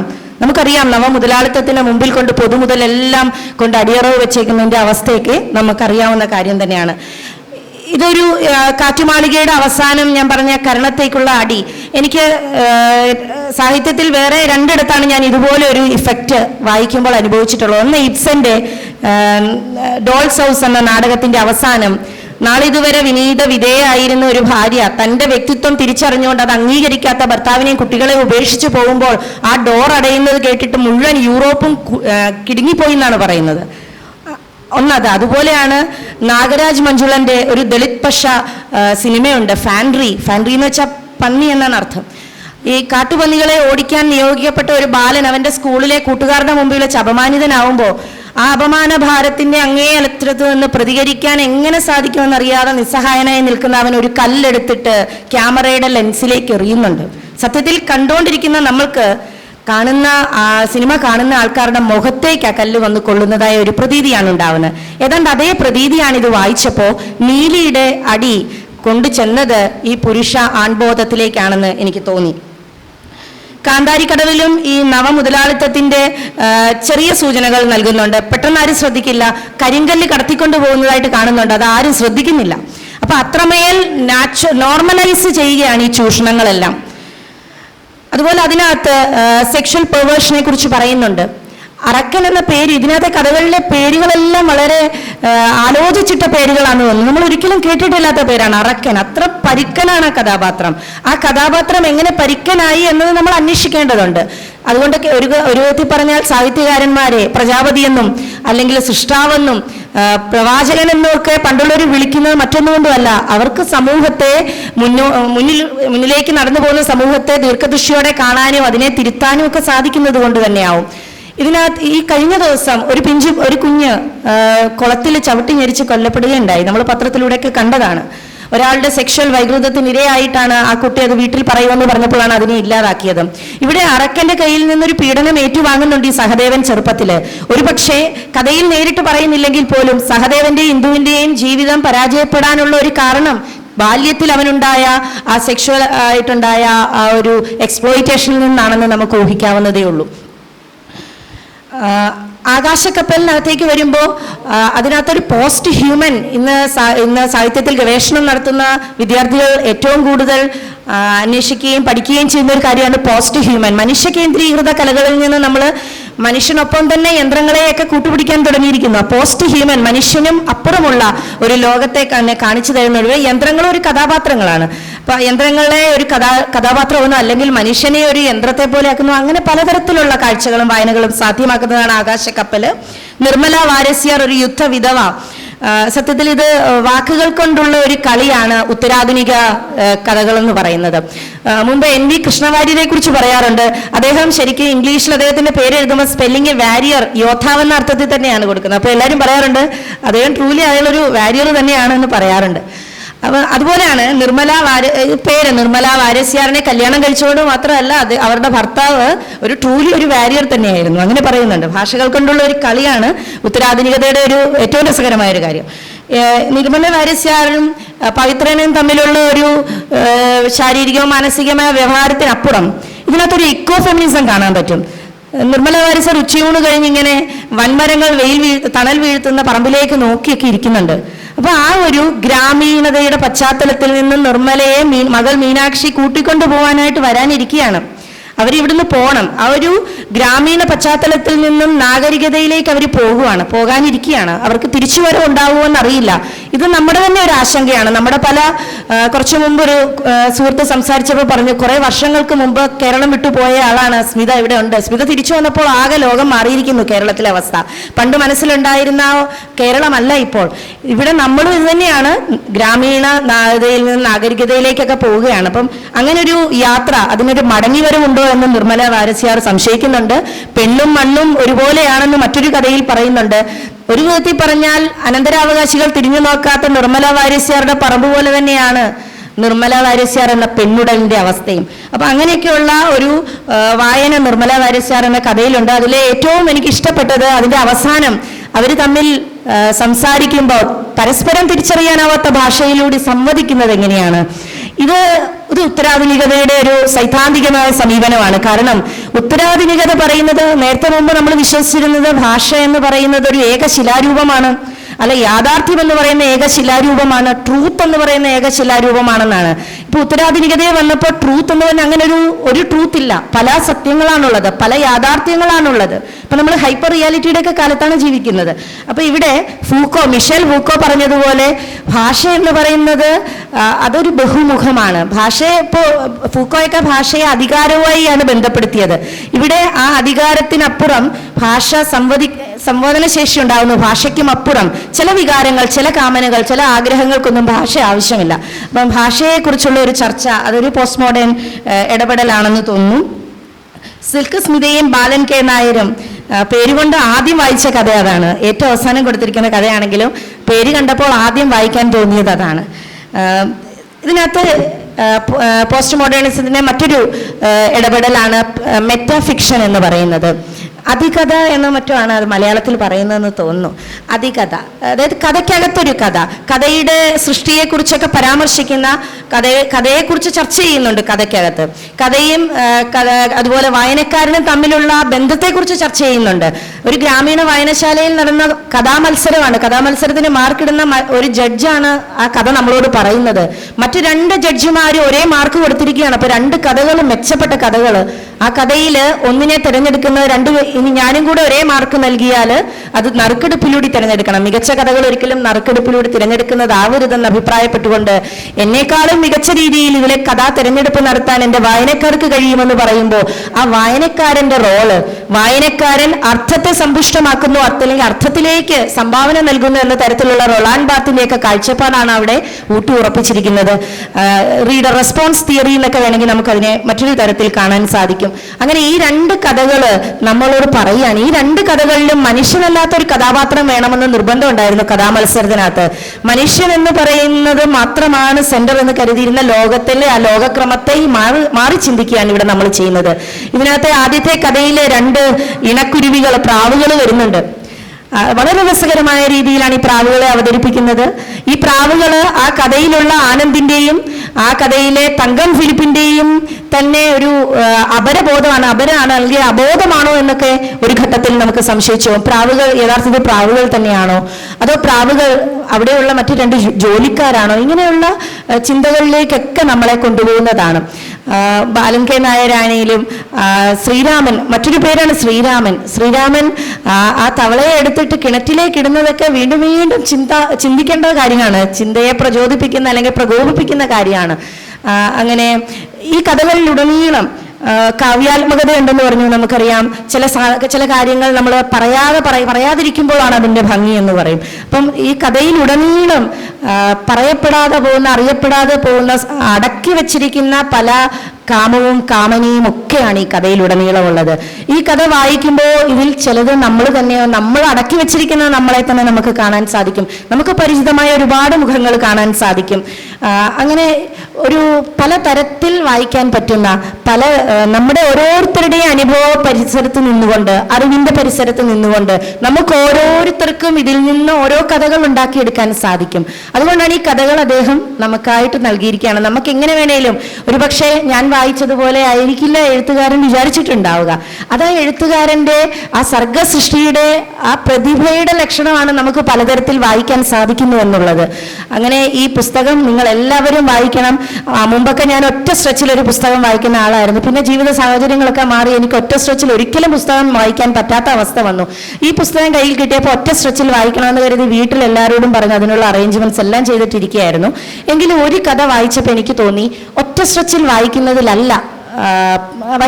പ്രധാനം, മറിച്ച് ഒരു കേവല ആസ്വാദനം മാത്രമാണെങ്കിൽ നമുക്കിത് ഒരുമിച്ചങ്ങ് വായിച്ചു തീർക്കാം. ആസ്വാദനം മാത്രമല്ല, വായനക്കാരൻ്റെ ബുദ്ധിയുടെ ബൗദ്ധികമായ ഒരു അധ്വാനം കൂടി ഡിമാൻഡ് ചെയ്യുന്ന കഥകളാണിത്. എല്ലാവർക്കും അതിന് സാധിക്കില്ല. നമ്മൾ ചിന്തിക്കേണ്ടതുണ്ട്, വീണ്ടും വീണ്ടും ചിന്തിക്കേണ്ടതുണ്ട്, വീണ്ടും ഇവരുടെ വരികൾക്കിടയിലേക്ക് പോയി നോക്കേണ്ടതുണ്ട്. അപ്പം നമ്മൾ ഒരൊറ്റ സ്ട്രെച്ചിൽ വായിക്കുന്നതിനുപരി നമ്മൾ ഈ കഥയെ വീണ്ടും വീണ്ടും വായിച്ചും ചിന്തിച്ചും നമ്മുടെ പുതിയ അർത്ഥതലങ്ങൾ രൂപപ്പെടുത്തിയെടുക്കണം, പുതിയ പഠനങ്ങൾ ഉണ്ടാവണം. ഞാൻ എൻ്റെ വിദ്യാർത്ഥികളോട് പറയും ഇത് വായിക്കാനും ഇതിലൊക്കെ ഗവേഷണം നടത്താനും ഒക്കെ. അപ്പോൾ ഒരു സാഹിത്യ ലോകത്ത് ഒരു വലിയ മികച്ച സംഭാവനയായിട്ട് തന്നെ ഈ ബുക്ക് അറിയപ്പെടും. ഇനിയും ഒരുപാട് എഴുതാൻ അദ്ദേഹത്തിന് സാധിക്കട്ടെ. നമുക്ക് എല്ലാവർക്കും DC ബുക്സിൽ നിന്ന് ഈ പുസ്തകം വാങ്ങി വായിക്കുക, പരിചയക്കാരോട് പറയുക, നമ്മൾ പുതിയ സാമൂഹ്യ മാധ്യമങ്ങളൊക്കെ ഉപയോഗിച്ച് ഈ കഥയെക്കുറിച്ചൊക്കെ ചർച്ച ചെയ്യുക, കഥയെക്കുറിച്ചൊക്കെ സംസാരിക്കുക. എല്ലാ ആശംസകളും അദ്ദേഹത്തിന് കൊടുക്കുന്നു. തീർച്ചയായിട്ടും ഞാൻ ആവർത്തിക്കുന്നു, ഈ കഥയും കഥാകാരനും ശ്രദ്ധിക്കപ്പെടുക തന്നെ ചെയ്യും. ഇത്രയും പറഞ്ഞുകൊണ്ട് ഈ വേദിയിലേക്ക് എന്നെ ക്ഷണിച്ചതിന് കവിയരങ്ങിനോടും അദ്ദേഹത്തിനോടും ഞാൻ നന്ദി പറയുന്നു. നന്ദി. ബഹുമാനപ്പെട്ട അധ്യക്ഷൻ, വേദിയിലും സദസ്സിലുമുള്ള വിശിഷ്ടരായ അതിഥികൾ, പ്രിയപ്പെട്ടവർ, സുഹൃത്തുക്കൾ, എല്ലാവർക്കും നമസ്കാരം. സി സന്തോഷ് കുമാർ എന്ന എഴുത്തുകാരൻ, അദ്ദേഹത്തിൻ്റെ കഥകൾ നമ്മുടെ ഭാഷയിൽ മലയാള ഭാവനയെ എങ്ങനെ അടയാളപ്പെടുത്തുന്നു എന്ന് അഗാധമായും സന്ത്രമായും കുറൂർ മാഷും ആതിര ടീച്ചറും പറഞ്ഞു കഴിഞ്ഞു. അത് ആവർത്തിക്കുന്നതിനേക്കാൾ രസകരമായിട്ട് എനിക്ക് തോന്നുന്നത്, ഞാൻ സന്തോഷത്തോടെ പറഞ്ഞിട്ടില്ല, എനിക്ക് എൻ്റെ വീട് പെരുമ്പാവൂരാണ്. എനിക്ക് പെരുമ്പാവൂർ അബ്ദുൾ റഷീദ് എന്ന് പറയുന്നൊരു സുഹൃത്തുണ്ട്. അദ്ദേഹം ഒരു പെയിൻറ്റിങ് ജോലി ചെയ്യുന്ന ആളാണ്. എൻ്റെ വീട്ടിൽ പെയിൻറ്റിങ് പണിയുമായി ബന്ധപ്പെട്ട് ഞാൻ അദ്ദേഹത്തെ വിളിക്കുമ്പോൾ ഞാനിങ്ങനെ കുറച്ച് പുസ്തകങ്ങളോട് താല്പര്യമുള്ള ആളാണെന്ന് അദ്ദേഹത്തിന് അറിയാം. അപ്പോൾ എന്നോട് ചോദിച്ചു, മാഷിപ്പോൾ എന്താണ് വായിക്കുന്നത് എന്ന് പറഞ്ഞു. അപ്പോൾ വിലങ്ങോലിൽ എന്നു പേരുള്ള വീടുകൾ എന്ന സി സന്തോഷ് കുമാറിൻ്റെ കഥയാണ് ഞാൻ ഇപ്പോൾ വായിച്ചു കൊണ്ടിരിക്കുന്നത് എന്ന് പറഞ്ഞു. അപ്പോൾ അദ്ദേഹം പറഞ്ഞു, എനിക്ക് കഥയൊന്ന് തരാമോ എന്ന് ചോദിച്ചു. അപ്പോൾ എൻ്റെ കയ്യിൽ ഫോണിൽ PDF ആണുള്ളത്. അപ്പോൾ അദ്ദേഹത്തിന് PDF ഇങ്ങനെ തുറക്കുന്ന മികച്ച ഫോണല്ല ഉള്ളത്, അദ്ദേഹത്തിന് ചെറിയ നോക്കിയയുടെ ഫോണാണുള്ളത്. അപ്പോൾ അദ്ദേഹം പറഞ്ഞു, എന്നാൽ ഞാൻ അങ്ങോട്ട് വരാം എന്ന് പറഞ്ഞിട്ട് അദ്ദേഹം ഉടൻ തന്നെ അദ്ദേഹത്തിൻ്റെ സ്കൂട്ടർ എടുത്ത് എൻ്റെ വീട്ടിൽ വരികയും ഞാൻ അദ്ദേഹത്തെ ഈ വിലങ്ങോലിൽ എന്നു പേരുള്ള വീടുകൾ എന്ന കഥ, സി സന്തോഷ് കുമാറിൻ്റെ കഥ വായിച്ച് കേൾപ്പിക്കുകയും ചെയ്തു. ആ കഥ വായിച്ച് കേട്ടതിന് ശേഷം അദ്ദേഹം കുറേ നേരം നിശബ്ദനായി ഇരിക്കുകയാണ് ചെയ്തത്. അദ്ദേഹം സാഹിത്യവുമായി ബന്ധമുള്ള ഒരാളല്ല, ഉയർന്ന വിദ്യാഭ്യാസ യോഗ്യതയുള്ള ഒരാളല്ല, ചെറിയ ക്ലാസ് വരെ പഠിച്ചിട്ടുള്ളൂ. അദ്ദേഹം ക്ലാസിക്കുകൾ വായിച്ചിട്ടില്ല. അദ്ദേഹം വളരെ കുറച്ച് കഥകൾ മാത്രമേ വായിച്ചിട്ടുള്ളൂ. അത് ആകാശവാണിയിലൂടെയും മറ്റും പ്രസിദ്ധീകൃതമായിട്ടുള്ള കൃതികൾ. പിന്നീട് കേൾക്കുന്നത് സി സന്തോഷ് കുമാർ എഴുതിയ വിലങ്ങോലിൽ എന്നു പേരുള്ള വീടുകൾ എന്ന കഥ ഞാൻ വായിക്കുന്നതാണ്. ഇടയ്ക്കിടയ്ക്ക് അബ്ദുൾ റഷീദ് എൻ്റെ വീട്ടിൽ പണി കഴിഞ്ഞ് പോയിട്ടും എന്നോട് വിളിച്ച് ചോദിക്കാറുണ്ട്, സി സന്തോഷ് കുമാറിൻ്റെ വേറെ കഥകൾ വന്നിട്ടുണ്ടോ എന്ന് ചോദിക്കാറുണ്ട്. ഞാനപ്പോൾ ഈ മറ്റു സന്തോഷിന് വേറൊരു കഥയുണ്ട്. ആ കഥയുടെ പേര് ഞാൻ പെട്ടെന്ന് വിട്ടുപോകുന്നു. നമ്മൾ രണ്ടുപേരും കൂടെ കിഴക്കേതിലെ വീട്, മലയാളം ഓണപ്പതിപ്പിൽ ഈ അടുത്ത 2024 ഓണപ്പതിപ്പിൽ വന്ന കിഴക്കേതിലെ വീട് എന്ന കഥ ഞാൻ ഇതുപോലെ തന്നെ അദ്ദേഹത്തെ വായിച്ച് കേൾപ്പിച്ചു. അദ്ദേഹം വല്ലാതെ എക്സൈറ്റഡ് ആയിപ്പോയി. അദ്ദേഹം പറഞ്ഞു, ഇതെന്തൊരു കഥയാണ്, ഇയാൾ എവിടെയാണ്, ഇയാൾ എന്തൊരു മനുഷ്യനാണ് എന്നൊക്കെ ചോദിച്ചിട്ട് സന്തോഷിനെ വല്ലാതെ ആശ്ലേഷിക്കുന്നത് ഞാൻ കണ്ടു. ഞാൻ ഇന്ന് പോരാ നേരത്ത് അബ്ദുൾ റഷീദിനെ വിളിച്ചിരുന്നു. ഞാനിങ്ങനെ സി സന്തോഷ് കുമാറിൻ്റെ കാറ്റുമാളിക പ്രകാശന ചടങ്ങിലെ കുറൂർ മാഷിൻ്റെ കയ്യിൽ നിന്നാണ് പുസ്തകം ഏറ്റുവാങ്ങുന്നത്. അപ്പോൾ നിങ്ങൾ വന്നാൽ നിങ്ങൾക്ക് കുറൂർ മാഷിനെ കാണാം, തൊടാം. അതുപോലെ സി സന്തോഷ് കുമാർ എന്ന് പറയുന്ന എഴുത്തുകാരനെ കാണാം, അദ്ദേഹത്തിൻ്റെ കാറ്റുമാളിക എന്ന പുസ്തകത്തിൻ്റെ പ്രകാശനം കാണാം എന്നൊക്കെ പറഞ്ഞു. അപ്പോൾ അദ്ദേഹം പറഞ്ഞു, ഞാൻ വരുന്നില്ല. ഒരുപക്ഷെ എഴുത്തുകാരനെ കണ്ടാൽ, അദ്ദേഹത്തോട് സംസാരിച്ചാൽ, എനിക്കിഷ്ടമില്ലാത്തൊരു രീതിയിൽ എന്തെങ്കിലും ഒരു നോട്ടമോ വാക്കോ പെരുമാറ്റമോ വന്നാൽ ഇതുവരെ അദ്ദേഹത്തോട് ഉണ്ടായിരുന്ന എൻ്റെ ഇഷ്ടം പോയാലോ, അതുകൊണ്ട് ഞാൻ വരുന്നില്ല, നിങ്ങൾ പോയാൽ മതി, എനിക്ക് ഫോട്ടോ കാണിച്ചു തന്നാൽ മതി, പ്രകാശനം ചെയ്യുന്ന ഫോട്ടോ കാണിച്ചു തന്നാൽ മതി എന്നാണ്. കുറൂർ മാഷിൻ്റെ കയ്യിൽ നിന്ന് ഏറ്റുവാങ്ങിയ ഈ കാറ്റുമാളിക ഞാൻ അബ്ദുൾ റഷീദിനെ സമ്മാനിക്കും. സി സന്തോഷ് കുമാർ എന്ന എഴുത്തുകാരൻ്റെ മറ്റു കഥകൾ കൂടി അദ്ദേഹം വായിക്കട്ടെ. സി സന്തോഷ് കുമാറിൻ്റെ കാറ്റുമാളിക മാത്രമല്ല, ചതുരമുല്ല എന്ന പുസ്തകവും ഇനി അദ്ദേഹം എഴുതാനിരിക്കുന്ന മുഴുവൻ കഥകളും നമ്മുടെ ഭാഷയിൽ മലയാള ഭാവനയെ അടയാളപ്പെടുത്തട്ടെ എന്ന് മാത്രം ആശംസിച്ചുകൊണ്ട് നിർത്തുന്നു. നന്ദി, നമസ്കാരം. സൂക്ഷ്മമായി മിക്കവാറും എല്ലാം തന്നെ വായിച്ചു. സന്തോഷ് കുമാറിൻ്റെ ആദ്യത്തെ പുസ്തകം തന്നെ ചതുരമുല്ല എന്ന പ്രകാശിത കൃതി തന്നെ അദ്ദേഹത്തിൻ്റെ മലയാള കഥാസാഹിത്യത്തിലുള്ള സ്ഥാനം ഉറപ്പിക്കുന്ന ഒന്നാണ് എന്ന് തന്നെയാണ് എൻ്റെ അഭിപ്രായം. പ്രത്യേകിച്ചും ചതുരമുല്ല എന്ന കഥ അദ്ദേഹം വളരെ സൗമ്യനായ, ശാന്തനായ, എല്ലാ കാര്യങ്ങളെയും വേണ്ടും വണ്ണം നിരീക്ഷിക്കുന്ന ഒരു എഴുത്തുകാരനാണ്. അതാണ് ഒരു എഴുത്തുകാരൻ്റെ ഏറ്റവും വലിയ ഗുണവും. ഈ കഥയുടെ കെട്ടിലും മട്ടിലും എല്ലാം നമുക്കിത് വളരെ സൂക്ഷ്മമായി കാണാൻ കഴിയുകയും ചെയ്യും. ഈ കഥയിൽ വളരെ ചെറിയ ചില കാര്യങ്ങൾ മാത്രം പറഞ്ഞു പോവുകയാണ്, അതിനെ ഉദ്ദേശിക്കുന്നുള്ളൂ. രചനയുടെ സിദ്ധാന്തപരവും ഒരുപക്ഷെ ഇവിടെ മനോജൊക്കെ സൂചിപ്പിച്ച പോലെ സൗന്ദര്യശാസ്ത്രപരവുമായ ചില രഹസ്യങ്ങളെ വെളിപ്പെടുത്തുന്ന ചില പരാമർശങ്ങൾ, ചില സന്ദർഭങ്ങൾ നിങ്ങളുടെ ശ്രദ്ധയിലൊന്ന് കൊണ്ടുവരാമെന്നാണ് ഞാൻ ആദ്യം വിചാരിക്കുന്നത്. ഐസൊലേഷൻ വാർഡ് എന്ന കഥയിലെ പവൻകുമാറിൻ്റെ, അദ്ദേഹം മിലിറ്ററിയിൽ ബാരക്കിൽ കഴിയുകയാണ്. ഈ ജ്വരബാധിതനാണ്, പനിബാധിതനാണ്. ആ പനി ചിക്കൻ ബോക്സിൻ്റെ പനിയാണ്. പനി കൂടിയ അവസ്ഥയിലാണ്. ഇയാൾ ഐസൊലേഷൻ വാർഡിൽ അഡ്മിറ്റ് ചെയ്തിരിക്കുകയാണ്. അദ്ദേഹത്തിൻ്റെ ജ്വരഭ്രമ കാഴ്ചകളെക്കുറിച്ചുള്ള ഒരു വിശദീകരണം ഈ കൃതിയിൽ കൊടുത്തിട്ടുണ്ട്. അത് ഇങ്ങനെയാണ്. അത് നമ്മളൊന്ന് ശ്രദ്ധിക്കാൻ വേണ്ടി അവിടെ മാത്രം ഞാനൊന്ന് വായിച്ചു പോകാം. ജ്വരമൂർച്ചയിൽ ഉദിക്കുന്ന സ്വപ്നമോ യാഥാർത്ഥ്യമോ എന്ന് തിരിച്ചറിയാൻ പറ്റാത്ത കാഴ്ചകളിലേക്ക് അവൻ ക്ഷണത്തിൽ കൂപ്പുകുത്തി. ശിശുവായ അവനെ അമ്മ തൊട്ടിലാട്ടുന്നതാണ് ഒരു കാഴ്ച. എങ്കിൽ മുതിർന്നു കഴിഞ്ഞ് അവൻ ഉറങ്ങിക്കിടന്ന അച്ഛൻ്റെ കാലുകളിൽ കെട്ടിപ്പിടിച്ച് കരയുന്നതാണ് മറ്റൊരു ജ്വരഭ്രമ കാഴ്ച.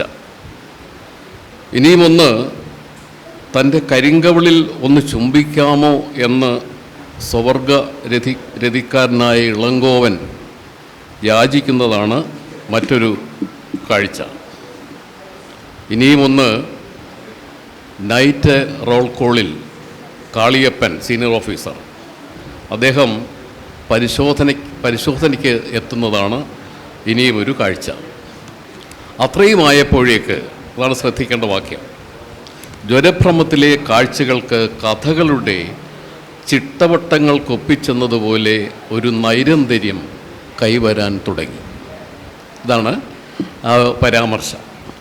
അപ്പോൾ ഈ എഴുത്തിൽ ഇതുപോലെ ജ്വരഭ്രമ കാഴ്ചകളിലെ പോലെ അതിൻ്റെ നൈരന്തര്യം പോലെ കഥകളിലും ഇത് വരുന്നു എന്നുള്ള ഈ ഒരു കാഴ്ച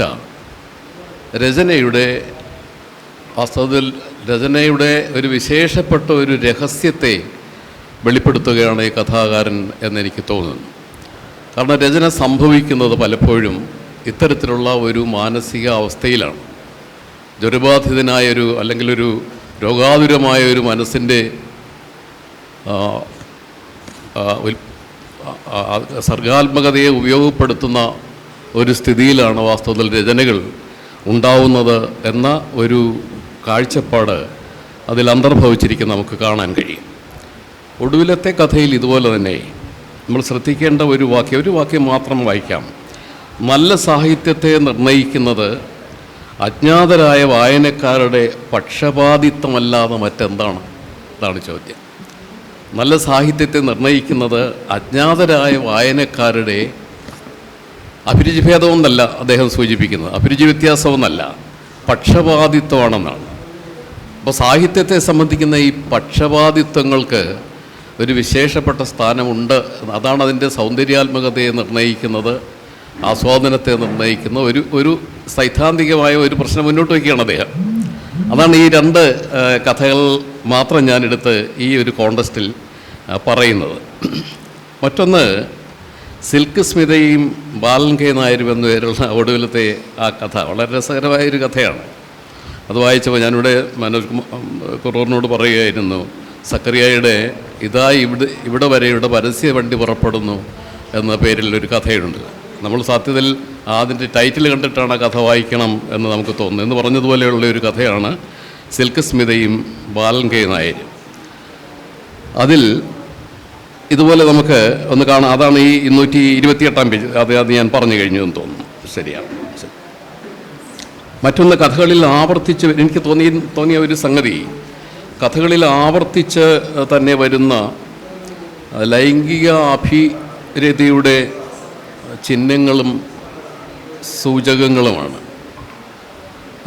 ഈ കഥയിൽ മിക്ക കഥകളിലും ഇങ്ങനെ തുടർന്ന് വരുന്നുണ്ട് എന്ന് എനിക്ക് തോന്നുന്നു. സന്തോഷ് കുമാറിൻ്റെ കഥകളുടെ ഒരു പ്രത്യേകതയായി ഞാൻ നിരീക്ഷിച്ച ഒരു സംഗതി ആണത്. പവൻകുമാറിൻ്റെ ഉണങ്ങാൻ വിസമ്മതിക്കുന്ന ഈ ചിക്കൻ പോക്സ് വന്നിട്ട് ശരീരമായ കുമിളകൾ വരുമല്ലോ, ഇയാളെ ഡോക്ടറെ വിളിച്ചുകൊണ്ട് പോയി പരിശോധിക്കുന്നത്, ശരീരമാകെ പരിശോധിക്കുന്നുണ്ട്. പിന്നെ അയാളോട് വസ്ത്രങ്ങൾ ഊരാൻ പറയുന്നുണ്ട്. അയാൾക്ക് ആദ്യമൊക്കെ നാണം തോന്നുന്നുണ്ട്. അപ്പോൾ ഊരുന്നുണ്ട്, രഹസ്യ ഭാഗങ്ങളിലെല്ലാം പരിശോധന നടക്കുന്നുണ്ട്. ഒടുവിൽ അഗ്രചർമ്മങ്ങൾ പിന്നിലേക്ക് മാറ്റാൻ പറയുന്നുണ്ട്. അതും അവിടെയും പരിശോധിക്കുന്നുണ്ട്. ഇയാളുടെ അസുഖമെല്ലാം ഭേദമായി തിരിച്ച് അയാളെ ഡിസ്ചാർജ് ചെയ്യാം എന്ന സർട്ടിഫിക്കറ്റ് പാകമായി കഴിഞ്ഞപ്പോഴേക്കും തയ്യാറായി കഴിഞ്ഞ് അയാൾ കൊടുത്തു കഴിഞ്ഞിട്ടും അയാളുടെ ശരീരത്തിൽ പനി കൊള്ളുകയാണ്. ഈ പനി ഉണ്ടാവുന്നതിന് ഒരു കാരണമായി തീരുന്നത് അവിടെ ആ വാർഡിൽ തന്നെ രണ്ടാമത് അഡ്മിറ്റ് ചെയ്ത ആളിൻ്റെ സഹോദരി ഈ നേരത്തെ പറഞ്ഞ ഈ ആര്യവേപ്പിൻ്റെ ചുവട്ടിൽ വന്ന് നിൽക്കുന്ന ഒരു കാഴ്ചയാണ്. അപ്പോൾ ഇയാളെ പിന്നെ പറഞ്ഞു വിടാനായിട്ട് ശ്രമിക്കുമ്പോൾ വീണ്ടും ഇയാൾക്ക് പനിയുള്ളതാണ്. അപ്പോൾ വീണ്ടും പരിശോധനയ്ക്ക് വിധേയനാക്കുന്നു. അപ്പോഴേക്കും ഈ കുമിള നേരത്തെ പറഞ്ഞ ഈ രഹസ്യസ്ഥാനത്ത് ആ കുമിള വറ്റാൻ വിസമ്മതിച്ചുകൊണ്ട് അല്ലെങ്കിൽ ഉണങ്ങാൻ വിസമ്മതിച്ചുകൊണ്ട് നിൽക്കുന്നതാണ് കാണുന്നത്. തെളിക്കണം, എന്തെങ്കിലും നടുകയും വേണം. ഇത് യഥാർത്ഥത്തിൽ ഈ ഭാസ്കരൻ എന്ന കഥാപാത്രത്തിൻ്റെ ഒരു വിശേഷ സ്വഭാവത്തെ, അയാളുടെ ലൈംഗിക അഭിരുചികളെ കാണിക്കാൻ ഉതകുന്ന ഒരു പരാമർശമായിട്ടാണ് തോന്നിയത്. എന്ന് മാത്രമല്ല, ഈ മലർന്നു കിടന്ന് എന്നെ ഒരു നോട്ടം നോക്കി ആ കൃഷിപ്പണിക്കാരനായ ഞാൻ അംഗീകരിക്കപ്പെട്ട നിമിഷമായിരുന്നു അത് എന്നിങ്ങനെ കന്നിമണ്ണ് മലർന്നു കിടന്ന് എന്നെ ഒരു നോട്ടം നോക്കി എന്ന് പറയുന്നിടത്തെ ഈ നമ്മുടെ ഇക്കോയിസ്തെറ്റിക്സ് എന്നൊക്കെ നമ്മൾ പറയുമല്ലോ, കുറേ കൂടി സൂക്ഷ്മമായി പറഞ്ഞാൽ ഇക്കോയിസ്തെറ്റിക്സിൻ്റെ കുറേ കൂടി സൂക്ഷ്മമായ ഒരു അവസ്ഥ, ഒരു ഘടകം, അത് മണ്ണ് പെണ്ണ് തന്നെയാണ് എന്നുള്ള ഒരു വിശ്വാസത്തിൽ വരുന്ന ഇക്കോ ഫെമിനിസത്തിൻ്റെ ഭാഗമായിട്ടുള്ള ഒരു കാഴ്ചപ്പാടാണ്. അത് വെച്ചുകൊണ്ട് വേണം നമ്മൾ ഈ കഥ വായിക്കാൻ എന്നെനിക്ക് തോന്നുന്നു. അതുകൊണ്ടാണ് ഞാനത് അങ്ങനെ സൂചിപ്പിക്കുന്നത്. ഇതുപോലെ വേറൊരു സ്ഥലത്തും ഇതുപോലെ ഒരു പരാമർശം വരുന്നുണ്ട്. അതായത് കാറ്റുമാളിക എന്ന കഥയിലെ നീലിയുടെ ഉടഞ്ഞ കുപ്പിവളകൾ ഈ ഭാണ്ഡക്കെട്ടഴിച്ച് ഉണ്ണിത്തമ്പുരാൻ കാണിച്ചു കൊടുക്കുന്നുണ്ട് ചെറിയ കുട്ടിയെ. പിന്നെ വരുന്ന ഇയാൾ നടന്ന് കണ്ടുപിടിക്കുക, കൊച്ചുകുട്ടി നടന്ന് നീലി അന്വേഷിച്ച് ചെല്ലുമ്പോൾ അവളൊരു മരത്തിൽ ചാരി അജ്ഞാതമായ ഏതോ കേന്ദ്രത്തിലേക്ക് കണ്ണു നട്ടുവെച്ചുകൊണ്ടിരിക്കുകയായിരുന്നു എന്നാണ് പരാമർശം. ഈ കുട്ടി അവളെ സൂക്ഷ്മമായി പരിശോധിക്കുമ്പോൾ അവളുടെ ചുണ്ടുകളിൽ പലഹാരത്തിൻ്റെ എണ്ണമയം എന്ന് പറയാം. ഈ പലഹാരം കഴിക്കുന്നയാൾ അയാളുടെ മുത്തച്ഛനാണ്. മുത്തച്ഛനെ ആ പലഹാരം കഴിക്കുന്നതിന് വേണ്ടി പ്രേരിപ്പിക്കുന്നയാൾ ഉണ്ണിത്തമ്പുരാനുമാണ് എന്ന് മറ്റൊരു പരാമർശം ഒരിടത്ത് കൊടുക്കുന്നുണ്ട്. മറ്റൊന്ന്, ലളിതയുടെ സെൽക്കുസ്മിതയും ബാലൻ നായരും എന്നുള്ള ശ്രീരാമൻ്റെ ഭാര്യയായ ലളിതയുടെ കാൽവണ്ണയിൽ ശ്രീരാമൻ കാണുന്ന ഒരു പോറലാണ്. അത് ബാലൻ കെ നായരുടെ നഖങ്ങൾ കൊണ്ട് ഉള്ള, ബാലൻ കെ നായർ പൂച്ചയാണെന്നറിയാമല്ലോ, പൂച്ചയാണ്, നഖങ്ങൾ കൊണ്ടുള്ള പോറലാണ്. അപ്പോൾ ഈ ബാലൻ കെ നായർ അതുപോലെ സെൽക്കുസ്മിതയായ ഈ പച്ചത്തവള, ഇതിങ്ങനെ രണ്ട് പ്രതിനിധാനങ്ങളുണ്ട്. ഇവിടെ അതിനെ സൂചിപ്പിച്ചതുപോലെ ഇതൊരു വല്ലാത്തൊരു ഭ്രമകൽപ്പനയിലേക്കാണ് നമ്മളെ നയിക്കുന്നത്. ലൈംഗികമായ ഒരു ഭ്രമകൽപ്പനയിലേക്കാണ് അത് നമ്മെ നയിക്കുന്നത്. ഇത് പൂച്ചയോ അതോ മറ്റൊരു ജാരനോ എന്നൊക്കെയുള്ള സംശയത്തിലേക്ക് നമ്മെ നയിക്കുന്നു. അതിൻ്റെ ആ കഥയിൽ തന്നെ വരുന്നുണ്ട്, തങ്കം ഫിലിപ്പ് ഓഫീസിലിരിക്കുമ്പോഴേക്കും സുന്ദരിപ്രാവ് വരുന്നു, ഒരു ആൺപ്രാവ് വരുന്നു. ഇവർ തമ്മിൽ പ്രണയകേളികൾ പ്രണയം കൈമാറുന്ന പ്രണയത്തിൽ അവൾ അസ്വസ്ഥയാവുന്നു. മർച്ചൻ്റ് നേവിയിലാണ് അവളുടെ ഭർത്താവ്. അയാൾ 6 മാസത്തിലൊരിക്കൽ മാത്രമാണ് വീട്ടിൽ വരിക. ഇടയ്ക്കൊന്ന് ഫാനിൽ തട്ടി ഈ ആൺപ്രാവ് താഴെ വീഴുന്നു, അതിൻ്റെ ശരീരം ചോര പൊടിയുന്നു, അവൾ അതിനെ ശുശ്രൂഷിക്കുന്നു. പിന്നെ കുറച്ചുകൂടെ കഴിഞ്ഞപ്പോഴേക്ക് ഈ ആൺപ്രാവിനെ പിന്നെ കാണുന്നില്ല. അതുപോലെ അവൾ തങ്കം ഫിലിപ്പ് ലീവ് എടുത്ത് പോവുകയും ചെയ്യുന്നു എന്നൊരു പരാമർശമാണ്. ദീർഘമായ ലീവ് എടുത്ത് ഓഫീസിൽ നിന്ന് തങ്കം ഫിലിപ്പ് പോകുന്നു. ഇതെല്ലാം സൂചിപ്പിക്കുന്ന, നേരത്തെ സൂചിപ്പിച്ച ഈ ലൈംഗിക അനുഭൂതിയുടെ വിശേഷപ്പെട്ട ആവിഷ്കാരങ്ങളായിട്ട് നമുക്ക് വായിക്കാൻ കഴിയും എന്നെനിക്ക് തോന്നുന്നു. കാവ്യാത്മകമായ എഴുത്താണ് ഇവിടെ മനോജ് സൂചിപ്പിച്ചത്. പലയിടത്തും ഈ അജ്ഞാതമായ കേന്ദ്രത്തിലേക്ക് കണ്ണ് പറിച്ചു നട്ടിരുന്നു എന്നൊക്കെയുള്ള പരാമർശം. ഈ ആഖ്യാനത്തിൻ്റെ പല കഥകളിലും ഈ കവിതയുടെ ഒരു കവിഞ്ഞൊഴുക്ക് നമുക്ക് കാണാൻ കഴിയും. അതാണ് ഈ പല കഥകളും കവിതയോ കഥയോ എന്ന് അതിൻ്റെ വേലിക്കെട്ടുകൾക്ക് അപ്പുറത്തേക്ക് പരസ്പരം അതിക്രമിച്ച് കിടക്കുന്ന ഒരു സ്ഥിതി നമുക്ക് കാണാം. കഥ കവിതയിലേക്കും കവിത കഥയിലേക്കും വ്യാപിക്കുന്ന ഒരു സ്ഥിതി ഇതിലും നമുക്ക് കാണാൻ കഴിയുന്നുണ്ട്. എനിക്ക് പിന്നെ വെച്ച് ഞാൻ കണ്ട ഒരു പ്രധാനപ്പെട്ട ഒരു കാര്യം നല്ല ശുദ്ധമായ നർമ്മമാണ് ചില സ്ഥലങ്ങളിലൊക്കെ ഉപയോഗിക്കുന്നത്. വളരെ ശുദ്ധമായ നർമ്മം. ഒരു ഉദാഹരണം പറഞ്ഞാൽ അതൊരു പക്ഷേ നിങ്ങൾക്ക് തോന്നും അത്ര ശുദ്ധമല്ലാത്തൊരു നർമ്മമാണെന്ന് തോന്നിയേക്കാം. എങ്കിലും അപ്പം മത്തായി മാപ്പിള അയാൾക്ക് മുട്ടനാടും ഉണ്ട്, കാളയുണ്ട്. അത് ഈ പശുക്കളെ തടുപ്പിക്കാനായിട്ട് കൊണ്ട് നടക്കുന്നതാണ് ഇതിനെ. അപ്പോൾ ഇയാൾ പറയുന്ന ഒരു കമൻ്റുണ്ട്, വിധിയെ തടുക്കാൻ ഇവന്മാരോട് പറഞ്ഞേക്കരുത് എന്ന ഒരു കമൻ്റുണ്ട്. വിധിയെ തടുക്കാൻ ഇവന്മാരോട് പറഞ്ഞു പറഞ്ഞാൽ ഇണ ചേർന്നാലും ഇവയ്ക്ക് ചെന പിടിച്ചില്ലെങ്കിൽ അതിനെ എന്നെ കുറ്റം പറയരുത് എന്നുള്ളൊരു മുൻകൂർ ജാമ്യമാണ് അതെടുക്കുന്നത്. എങ്കിലും അത് ആ ഒരു പരാമർശം രസകരമായി തോന്നിയ വേറെ ഇതുപോലെ ഒരുപാടുണ്ട് കേട്ടോ. ഞാൻ ചില സാമ്പിളുകൾ മാത്രം പറയുന്നുള്ളൂ. ഈ ദാമു പണിക്കർ പല്ല് തേച്ചുകൊണ്ട് ഉമ്മിക്കരിയാണ് ഉപയോഗിക്കുന്നത്. കയ്യിൽ കീറിയ ഈർക്കിലുണ്ട്. അങ്ങനെ പല്ല് തേച്ചുകൊണ്ട് നിൽക്കുമ്പോൾ ആണ് ഈ ഒറ്റയാളുമായിട്ട് ശ്രീരാനുമായിട്ട് സംസാരിക്കുന്ന സമയത്ത് ഈ ദാമു പണിക്കരുടെ വായ കൽക്കരി ഖനിയിലേക്കുള്ള കവാടം പോലെ ഇരുന്നു എന്നാണ് ഒരു പരാമർശം. കൽക്കരി ഖനിയിലേക്കുള്ള കവാടം. ഇതുപോലെ വളരെ ശുദ്ധമായ നർമ്മം പല സ്ഥലങ്ങളിലും പ്രയോഗിക്കപ്പെടുന്നുണ്ട്. സന്തോഷ് കുമാറിൻ്റെ വലിയ സവിശേഷതയായിട്ട് എനിക്ക് തോന്നി, അദ്ദേഹം വളരെ സൂക്ഷ്മമായ നിരീക്ഷണമുള്ള ഒരു കഥാകാരനാണ്. ജീവിതത്തെ ആ ആകാശക്കപ്പലൊക്കെ എത്ര മനോഹരമായ വ്യത്യസ്തമായ ഒരു കഥയാണ്. അതിലിങ്ങനെ മനോജോട് സൂചിപ്പിച്ചുകൊണ്ട് ഞാനത് പറയാത്തതാണ്. അത് കവിത അങ്ങനെ വഴിഞ്ഞൊഴുകി കിടക്കുകയാണ് പല സന്ദർഭങ്ങളിലും. അത് ഏറ്റവും പരുക്കനാകാവുന്ന ഒരു ആഖ്യാനത്തെ ഇത്ര കണ്ട് കാവ്യാത്മകമാക്കാൻ ഒരു എഴുത്തുകാരന് കഴിയുന്നത് അത്ഭുതകരമായൊരു ആഖ്യാന സിദ്ധിയാണ്. അതാണ് സന്തോഷ് കുമാറിൽ നമുക്ക് കാണാൻ കഴിയുന്നത്. പിന്നെ ഒരുപക്ഷേ ജോൺ സാറിനും സന്തോഷ് കുമാറിനും അപ്രിയമുണ്ടായില്ലെങ്കിൽ ഒരു കാര്യം ഞാൻ പറയാം. ജോൺ സാറിൻ്റെ കഥകളുമായി ഒരു സഹോദര ബന്ധം ഈ കഥകൾക്കുണ്ട്. അത് ആധമർണ്യമല്ല, ഒരു സഹോദര ബന്ധം എന്നാണ് ഞാൻ സൂചിപ്പിക്കുന്നത്.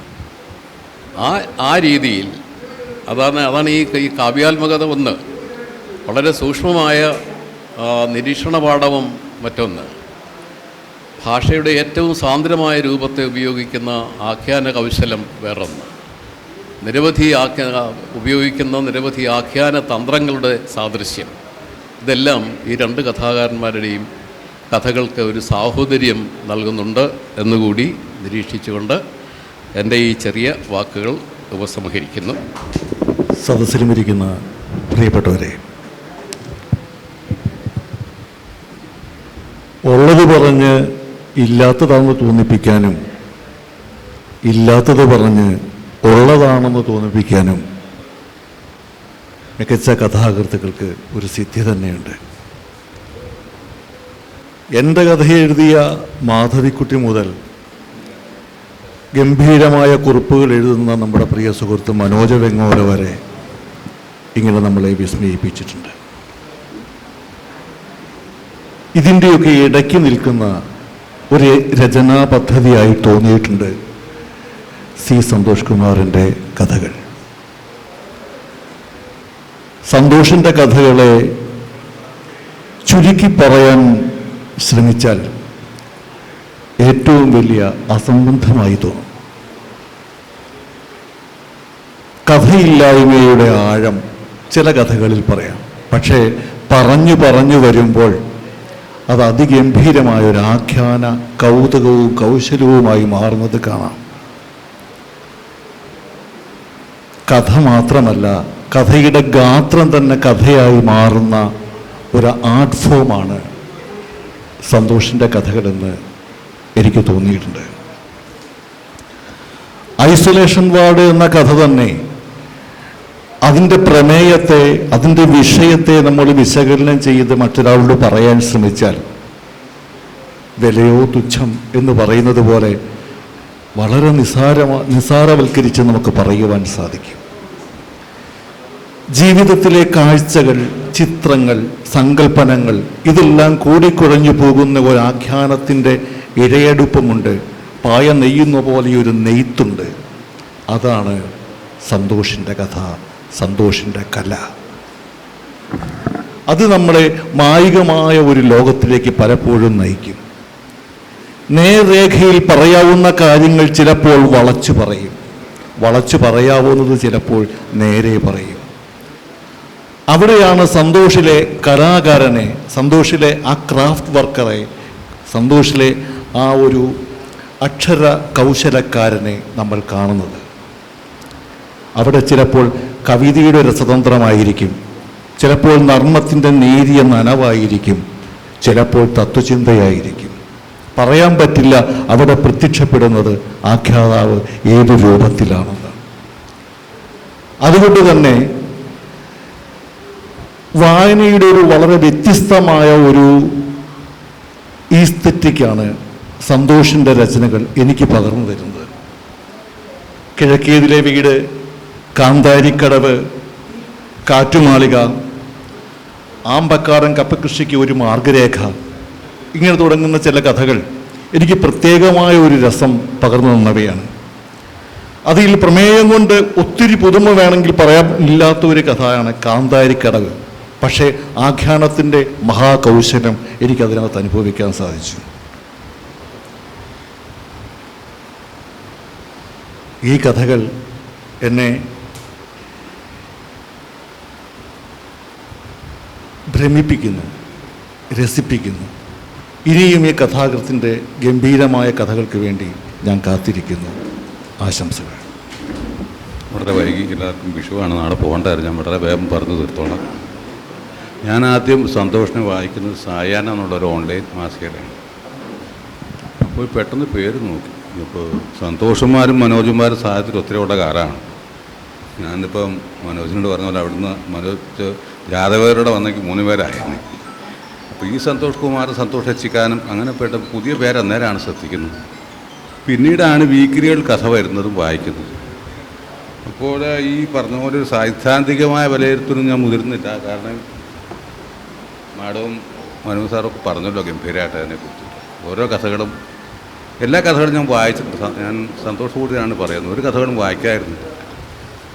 അപ്പോൾ ഞാൻ തീർച്ചയായിട്ടും പറയുന്നൊരു കാര്യം എന്താണെന്ന് വെച്ചാൽ, ഇത്തരം ഈ പറഞ്ഞല്ലോ ഓരോ മൂല്യങ്ങൾ വെച്ചൊന്നും നടക്കാൻ എനിക്കറിയില്ല. ചുരുക്കത്തിൽ അബ്ദുൾ കാര്യം പറഞ്ഞ പോലെ നല്ല കഥകളാണെന്ന് ഒറ്റ വാക്ക, സന്തോഷം തരുന്ന കഥകളാണ്, അതാണ് എൻ്റെ കാര്യം. പിന്നെ അതിൽ ചില പ്രമേയപരമായ വ്യത്യസ്തതകളുണ്ട്, ഭാഷാപരമായ കാര്യങ്ങളുണ്ട്, അതൊക്കെ പറയുന്നുണ്ട്. അപ്പം നമുക്ക് ടി വി കൊച്ചുബാവയുടെ പറയുന്നുണ്ടല്ലോ, നമ്മൾ ജീവിച്ചു, ജനിച്ചു, മരിച്ചു, ചെയ്ത അത്ഭുതമെന്ത്. അപ്പോൾ അത്ഭുതം തന്നെയാണ്. അതായത് ഇപ്പം ഞാൻ നോക്കുമ്പോൾ എഴുമാന്തൂരത്ത് നിന്ന് ഒറ്റപ്പെട്ട ഒരു ഗ്രാമത്തിൽ നിന്നാണ് വരുന്നത്. അവിടെ വലിയ സാഹിത്യവാരപ്പുള്ള സ്ഥലം എനിക്ക് തോന്നുന്നില്ല.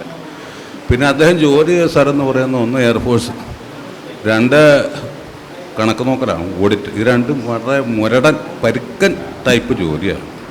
പക്ഷേ ഭാഷയിൽ കോവിലിൻ്റെയോ അല്ലെങ്കിൽ പാറപ്പുറത്തിൻ്റെ പോലുള്ള ഒരു ചിരട്ട പാറപ്പുറത്ത് വരയ്ക്കുന്ന പോലെ ഒരു പരുക്കൻ ഭാഷയല്ല, കുറേ കൂടെ കാവ്യാത്മക ഭാഷ എന്ന് പറഞ്ഞ പോലെ വളരെ മനോഹരമായ ഭാഷയുണ്ട്. ഭാഷ എന്നാൽ രസം എന്താണെന്ന് വെച്ചാൽ, വിഷയങ്ങൾ വളരെ സങ്കീർണമായ വിഷയങ്ങളെ ലളിതമായിട്ട് പറയാൻ സന്തോഷം സാധിക്കുന്നുണ്ട്.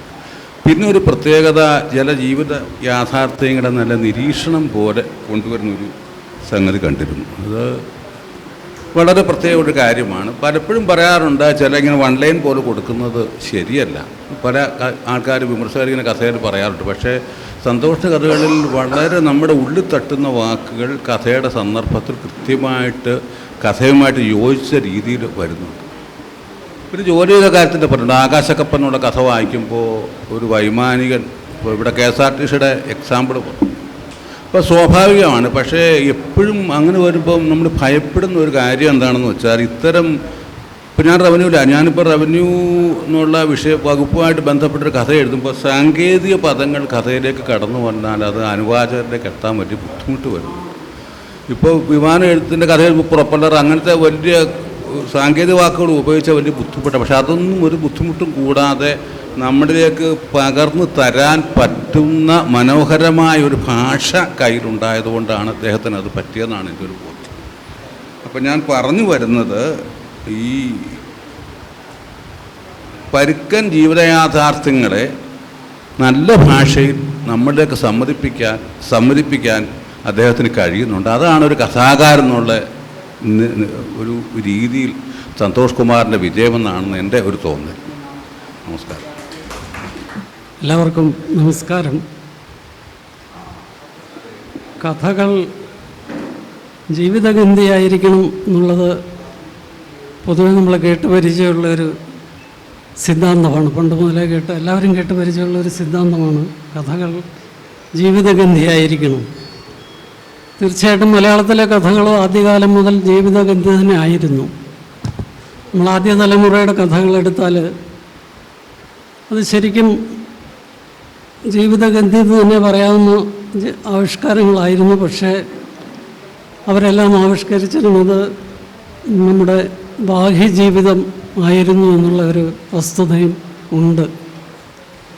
അപ്പം അതിനുശേഷം ഒരു ഘട്ടത്തിൽ ജീവിതമെന്ന് പറഞ്ഞാൽ ഈ ബാഹ്യജീവിതം മാത്രമല്ല, മനുഷ്യൻ്റെ ആന്തരിക ജീവിതം കൂടി ചേർന്നതാണ് ജീവിതം എന്നുള്ളൊരു തിരിച്ചറിവ് മലയാള കഥയിൽ സംഭവിക്കുകയും അപ്പം അതോടെ ആന്തരിക ജീവിതത്തിന് കൂടുതൽ പ്രാധാന്യം കൊടുത്തുകൊണ്ടുള്ള കഥാരചനകൾ ആവിർഭവിക്കുകയും ചെയ്തു. നമ്മുടെ ടി പത്മനാഭൻ, MT മാധവിക്കുട്ടി അവരുടെയൊക്കെ തലമുറ അതാണ് ചെയ്തത്. അവനവൻ്റെ ആന്തരിക ജീവിതത്തിന് മുൻതൂക്കം കൊടുത്തുകൊണ്ട് എന്നാൽ ബാഹ്യജീവിതത്തെ തീരെ തള്ളിപ്പറയാതെ ഇത് രണ്ടും കൂടി ചേർത്തുള്ളൊരു മിശ്രിതമാക്കി കഥയെ രൂപാന്തരപ്പെടുത്തി. എന്ന് പറഞ്ഞാൽ ജീവിതത്തിൻ്റെ കുറേ കൂടി സത്യസന്ധമായ പ്രതിനിധാനങ്ങൾ സംഭവിച്ചു. അപ്പം അത് കഴിഞ്ഞ് വേറൊരു ഘട്ടത്തിൽ ആധുനികത കടന്നു വന്നു. ആധുനികതയിൽ ഈ ജീവിതം എന്ന് പറയുന്നത് തന്നെ എന്താണ് എന്നുള്ളൊരു അന്വേഷണത്തിലേക്ക് നമ്മുടെ കഥാകാരികളും കഥാകൃത്തുകൾ കടക്കുകയും അതനുസരിച്ച് ജീവിതത്തിൻ്റെ പൊരുളന്വേഷിച്ച് അവർ രചനകളിൽ ഏർപ്പെടുകയും ചെയ്തു. പക്ഷേ ജീവിതത്തിൻ്റെ പൊരുളെന്ന് പറയുന്നത് ഇങ്ങനെ അന്വേഷിച്ച് കണ്ടുപിടിക്കാവുന്ന ഒരു സംഗതിയല്ല, എളുപ്പം അന്വേഷിച്ച് കണ്ടുപിടിക്കാൻ പറ്റുന്ന ഒരു കാര്യമല്ല എന്നുള്ളത് ലോക സാഹിത്യത്തിലും മലയാള സാഹിത്യത്തിലും എഴുത്തുകാർക്ക് മനസ്സിലായതോടുകൂടി ആ ഒരു ശ്രമം ഉപേക്ഷിച്ചു. എവിടെയോ അത് ഉപേക്ഷിക്കപ്പെട്ടു. അത് കഴിഞ്ഞ് അടുത്ത ഘട്ടത്തിൽ വീണ്ടും നമ്മൾ ഈ ബാഹ്യജീവിതവും ആന്തരിക ജീവിതവുമെല്ലാം കോർത്തിണക്കിക്കൊണ്ട് ഈ മുൻകാല എഴുത്തുകാരുടെ എല്ലാ സ്വാധീനങ്ങളും ഉൾക്കൊണ്ടുകൊണ്ട് കഥ മറ്റൊരു രൂപം പ്രാപിച്ചുകൊണ്ടിരിക്കുകയാണ്. എന്ന് വെച്ചാൽ അതിൽ ഇതെല്ലാം ഉൾച്ചേർന്നിട്ടുണ്ട്. ഈ ആദ്യകാല കഥകൾ മുതലുള്ള മലയാള കഥയുടെ എല്ലാ പാരമ്പര്യങ്ങളും ഉൾക്കൊണ്ടുകൊണ്ട് ഒരു പുതിയ പാരമ്പര്യ സൃഷ്ടിക്ക് ശ്രമിക്കുന്നു എന്ന് പറയാൻ പറ്റുകയില്ല. ഇതിൻ്റെ എല്ലാം സ്വാധീനത്തിന് വശംവദമായ ഒരു കഥാരൂപമാണ് ഇന്ന് നിലവിലുള്ളതെന്നാണ് എൻ്റെ വ്യക്തിപരമായ അഭിപ്രായം. അപ്പോൾ അതിലെല്ലാത്തരം കഥകളും ഇപ്പോൾ എഴുതപ്പെടുന്നുണ്ട്. ഒരുപക്ഷെ ബഷീറിൻ്റെയും തകഴിയുടെയും ഒക്കെ കാലഘട്ടത്തിൽ ഞാൻ ആദ്യം പറഞ്ഞ പോലെ ബാഹ്യജീവിത സംബന്ധിയായിട്ടുള്ള കഥകൾ ധാരാളം എഴുതപ്പെടുന്നുണ്ട്. ആന്തരിക ജീവിത സംബന്ധിയായിട്ടുള്ള കഥകളും ധാരാളം എഴുതപ്പെടുന്നുണ്ട്. ഈ മൂന്നാം കഥകൾ ആന്തരിക ജീവിതവും ബാഹ്യജീവിതവും എന്നുള്ളതാണ് സന്തോഷ് ചെയ്യുന്നത് എന്നുള്ളതാണ് എനിക്ക് ഉണ്ടായിട്ടുള്ള വായനാനുഭവം. അപ്പോൾ അതിലേക്കുള്ളൊരു പ്രവേശിക എന്നുള്ളൊരു നിലയിൽ ഈ കഥാസമാഹാരത്തിലെ ഒരു കഥയായ നിർമ്മല വാരസ്യാർ ഒരു യുദ്ധവിധവ എന്നുള്ള കഥയിലൊരു താക്കോൽ വാക്യം ഉണ്ടെന്നും പറയാൻ എനിക്ക് തോന്നിപ്പോകുന്നു. അതായത് അതിലൊരു കുഞ്ഞുമോൻ എന്നൊരു കഥാപാത്രമുണ്ട്. ഒരു ഓട്ടോറിക്ഷ ഡ്രൈവറാണ്. ഇപ്പോൾ കുഞ്ഞുമോൻ്റെ ഒരു തത്വശാസ്ത്രം അതിൽ കുഞ്ഞുമോൻ അതിലെ വൈദ്യരോട് പറയുന്നൊരു തത്വശാസ്ത്രമുണ്ട്. അതായത് ഈ ജീവിതത്തിൻ്റെ യുക്തി എന്നൊക്കെ പറഞ്ഞാൽ എന്താണ് വൈദ്യര്? ജീവിതം എന്ന് പറഞ്ഞാൽ ഒരു 10% യഥാർത്ഥത്തിൽ സംഭവിക്കുന്ന കാര്യങ്ങൾ 90% നമ്മൾ കൽപ്പിച്ചു കൂട്ടുന്നു. അപ്പോൾ അത് ഈ 10% കടിച്ചു തൂങ്ങി കിടക്കാതെ ഈ 90% മുങ്ങി കിടക്കുകയല്ലേ രസം, അല്ല അതല്ലേ വേണ്ടത് എന്നുള്ളൊരു തത്വശാസ്ത്രം. ഒരുപക്ഷെ സന്തോഷിൻ്റെ കഥയിൽ സന്തോഷ് ചെയ്യുന്നത് അത് തന്നെയാണ്. ഈ 10% തൂങ്ങിക്കിടക്കാതെ, അതിൽ കടിച്ചു തൂങ്ങിക്കിടക്കാതെ ഈ 10% ആധാരമാക്കിക്കൊണ്ട്, അതിനെ വെറും ഒരു കൊളുത്ത് മാത്രമാക്കിക്കൊണ്ട് ഈ 90% കൽപ്പിത കഥകളിലെ ആ ഒരു ലോകത്ത് ശരിക്ക് ഊഞ്ഞാലാടുന്ന പോലെ ആടിക്കളിക്കുക, അതാണ് സന്തോഷ് ചെയ്യുന്നത്. അപ്പോൾ അതിൽ ഈ പുസ്തകത്തിൻ്റെ തന്നെ ആദ്യ പേജുകളിലൊന്നിൽ ഫെർണാണ്ടോ പെസോയുടെ ഒരു കോട്ട് സന്തോഷ് ചേർത്തിട്ടുണ്ട്. അതിൽ പറയുന്നത് literature is the most agreeable way of ignoring life. അപ്പോൾ ആ ഒരു കോട്ടും ഞാനിപ്പോൾ ഈ പറഞ്ഞ ഈ കുഞ്ഞുമോൻ്റെ തത്വശാസ്ത്രമായിട്ട് നല്ലൊരു പൊരുത്തം എനിക്ക് തോന്നിപ്പോകുന്നു. അതായത് ഈ 10% അവഗണിച്ച്, അതാണ് ഇഗ്നോറിങ് ലൈഫ് എന്ന് പറയുന്നത്. ആ 10% ഇഗ്നോർ ചെയ്തിട്ട് ഈ 90% തത്തിക്കളിക്കുകയല്ലേ ആത്യന്തികമായിട്ട് ഈ ഭാവനാശാലികൾക്ക് ചെയ്ത് രസിക്കാനുള്ളത് എന്നുള്ളൊരു സങ്കല്പനം തന്നെയാണ് പെസോയും ആ ഒരു കോട്ടിലൂടെ പറഞ്ഞു വെക്കുന്നത് എന്നും എനിക്ക് തോന്നിപ്പോകുന്നു. ഈ ഒരു വിചാരം മാത്രം പങ്കിട്ടുകൊണ്ട് കാറ്റുവാളിയേക്ക് നല്ല വായന ലഭിക്കട്ടെ എന്ന് ആശംസിച്ചുകൊണ്ട് നിർത്തുന്നു. നന്ദി, നമസ്കാരം. മൊത്തം കഥകളെ കുറിച്ചൊന്ന് നോക്കുമ്പോൾ എനിക്ക് തോന്നുന്ന ഒരു കാര്യം, നമ്മൾ കഥകളുടെ പ്രമേയത്തെക്കുറിച്ചൊക്കെ പറയാറുണ്ട്, ജീവിതത്തിൽ നിന്ന് കണ്ടെടുത്തത്, അങ്ങനെയൊക്കെ ജീവിതഗന്ധിയായത് എന്നൊക്കെ പറയാറുണ്ട്. പക്ഷേ അതിലൊക്കെ ഉപരിയായിട്ട് വ്യക്തിബന്ധങ്ങൾക്കിടയിലുള്ള സൂക്ഷ്മമായിട്ടുള്ള ചില തോന്നലുകൾ, ചില മാനസിക വ്യവഹാരങ്ങൾ, ചില ചിന്തകൾ, ലൈംഗിക ഉൾപ്പെടെയുള്ള ചിന്തകൾ, ഇത്തരം സൂക്ഷ്മമായിട്ടുള്ള ചിന്തകളെ പറിച്ചെടുത്ത് കഥയാക്കി മാറ്റാൻ ശ്രമിക്കുകയാണ് സന്തോഷ് കുമാർ ചെയ്തതെന്നാണ് എനിക്ക് മനസ്സിലായത്. അത് ആദ്യത്തെ കഥയായിട്ടുള്ള ഐസൊലേഷൻ വാർഡിലായാലും ഇപ്പോൾ അവിടെ ഈ കഥയിൽ അത് തന്നെയാണ് ചെയ്തിരിക്കുന്നത്. അതേപോലെ തന്നെ വീടെന്ന് പറഞ്ഞ കഥയിൽ അപ്പുറത്ത് 2 കൂട്ടർ വന്ന് താമസിക്കുന്നു, നമ്മളവരുമായിട്ട് നല്ല ബന്ധത്തിൽ ഏർപ്പെടുന്നു, ഇടപെടുന്നു. പക്ഷേ അവർ ആ റെസിഡൻസ് അസോസിയേഷൻ ടൂറിന് പോയപ്പോൾ മനഃപൂർവ്വം ഇവിടുത്തെ ഈ ഭർത്താവ്, ഈ അനുശ്രീയുടെ ഭർത്താവ് പോകാതിരിക്കുകയും അപ്പുറത്തെ വീട്ടിൽ പോയി ആ വീട്ടിൽ അയാൾ ഇവിടെ എന്തൊക്കെ ചെയ്യുന്നു അത്തരത്തിലുള്ള രീതികളൊക്കെ, അവിടെ കിടന്നുറങ്ങുന്നു, അവിടെ കിടന്ന് ഭക്ഷണം കഴിക്കാൻ ശ്രമിക്കുന്നു, അവിടുത്തെ കണ്ണാടി നോക്കും. അവിടുത്തെ കണ്ണാടി നോക്കിയപ്പോൾ അയാളുടെ വീട്ടിലെ കണ്ണാടി ആണ് അവിടെ തന്നെ ഒരു അവരത്വം സൃഷ്ടിക്കുന്ന ഒരു രീതിയാണ്. അതേപോലെ തന്നെ നമ്മൾ സാധാരണ തിരക്കാറുണ്ട്, അപ്പോൾ ഈ മറ്റവർക്ക് എന്താണ് കുട്ടികളുണ്ടാകാത്തത്. അപ്പോൾ ആ കുട്ടികളുണ്ടാക്കാതെ 2 പേരും അവസാനം വന്നു കഴിയുമ്പോൾ അങ്ങോട്ടും ഇങ്ങോട്ടും ചോദിക്കുന്നു, ഇയാൾക്കാണ് കുറ്റം, ഭർത്താവ് പറയുന്നു മറ്റേ അപ്പുറത്തെ വീട്ടിലെ ഭാര്യയ്ക്കാണ് കുറ്റം, ഭാര്യ പറയുന്നു അപ്പുറത്തെ വീട്ടിലെ ഭർത്താവിനാണ് കുറ്റം. ഈ ഒരൊറ്റ കാര്യം മാത്രം മതി. ഈ ഒരൊറ്റ കാര്യം കൊണ്ട് തന്നെ ആ കഥയിലേക്കുള്ള ഒരു വലിയ ചിന്തയുടെ വാതിൽ തുറക്കുകയാണ് അവിടെ ചെയ്തിരിക്കുന്നത്.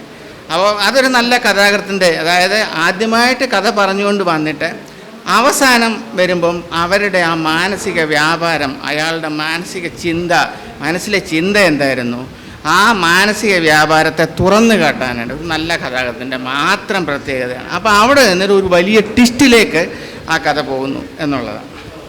ആമ്പക്കാടൻ കൃഷിക്കൊരു മാർഗരേഖ എന്ന് പറയുന്ന കഥ, ആ കഥയ്ക്ക് ധാരാളം മാനങ്ങളൊരു കഥയാണ്. വിത്തിനെ കുറിച്ച് പറയുന്നു. പിന്നെ അയാളുടെ ഭാസ്കരൻ്റെ മകൻ പറയുന്നു, രാജേഷ് പറയുന്നു, അയാൾ ഇവിടെ വന്ന് വഴക്കുണ്ടാക്കുകയാണ്, അച്ഛൻ എവിടെ പോയാലും വിത്ത് വിതയ്ക്കും. പിന്നെ വിത്തിനെക്കുറിച്ച് ഇങ്ങനെയുള്ള പലതരം പരാമർശങ്ങൾ ഒക്കെ ഉണ്ട്. അപ്പോൾ അത് വൈലോപ്പള്ളിയുടെ കവിതയിലെ വരികൾ ഉദ്ധരിച്ചുകൊണ്ടാണ് ആ കഥ അവസാനിക്കുന്നത്. ഈ കഥയെ സംബന്ധിച്ചിടത്തോളം അപ്പോൾ ശാസ്ത്രീയമായിട്ടുള്ള ചില കാര്യങ്ങളുണ്ട്, അതേപോലെ തന്നെ നമുക്ക് ചില സാങ്കല്പികമായിട്ടുള്ള കാര്യങ്ങൾ. പ്രധാനമായിട്ട് ഒരു കാര്യം എന്ന് വെച്ച് കഴിഞ്ഞാൽ അയാളെ തന്നെ ഭാസ്കരൻ്റെ മകൻ രാജേഷ് അയാളെ പരുതായി, എൻ്റെ അച്ഛൻ ഇവിടെ പല പ്രാവശ്യം പറഞ്ഞു കൃഷിക്കൊന്നും സമയത്തൊന്നും വന്നില്ല, അയാളുടെ മോനാ ഞാൻ, എൻ്റെ കാര്യം ഇങ്ങനെയൊക്കെ തന്നെയാണ്, ഞാനും ഇതേപോലൊക്കെ തന്നെ ചെയ്യുന്നുള്ളൂ എന്നവിടെ പറയാതെ പറയുകയാണ്. അപ്പോൾ മറ്റേ ശാസ്ത്രീയമായിട്ടുള്ള കാര്യമാണെങ്കിൽ എന്താണ്, ഒരിക്കൽ വിധിച്ച വിത്തിൻ്റെ അതേ ഗുണം, ആ വിത്ത് എപ്പോൾ പിന്തുടർന്നാലും വിത്തുകൾ എപ്പോൾ പിന്തുടർന്നാലും അതിൻ്റെ ഒരു ശാസ്ത്രീയമായിട്ടുള്ള ഒരു ഘടകം അല്ലെങ്കിൽ ഒരു ജീൻ ട്രാൻസ്ഫർ ഉണ്ടായിരിക്കും എന്നും കൂടെ അവിടെ സൂചിപ്പിക്കുകയാണ്.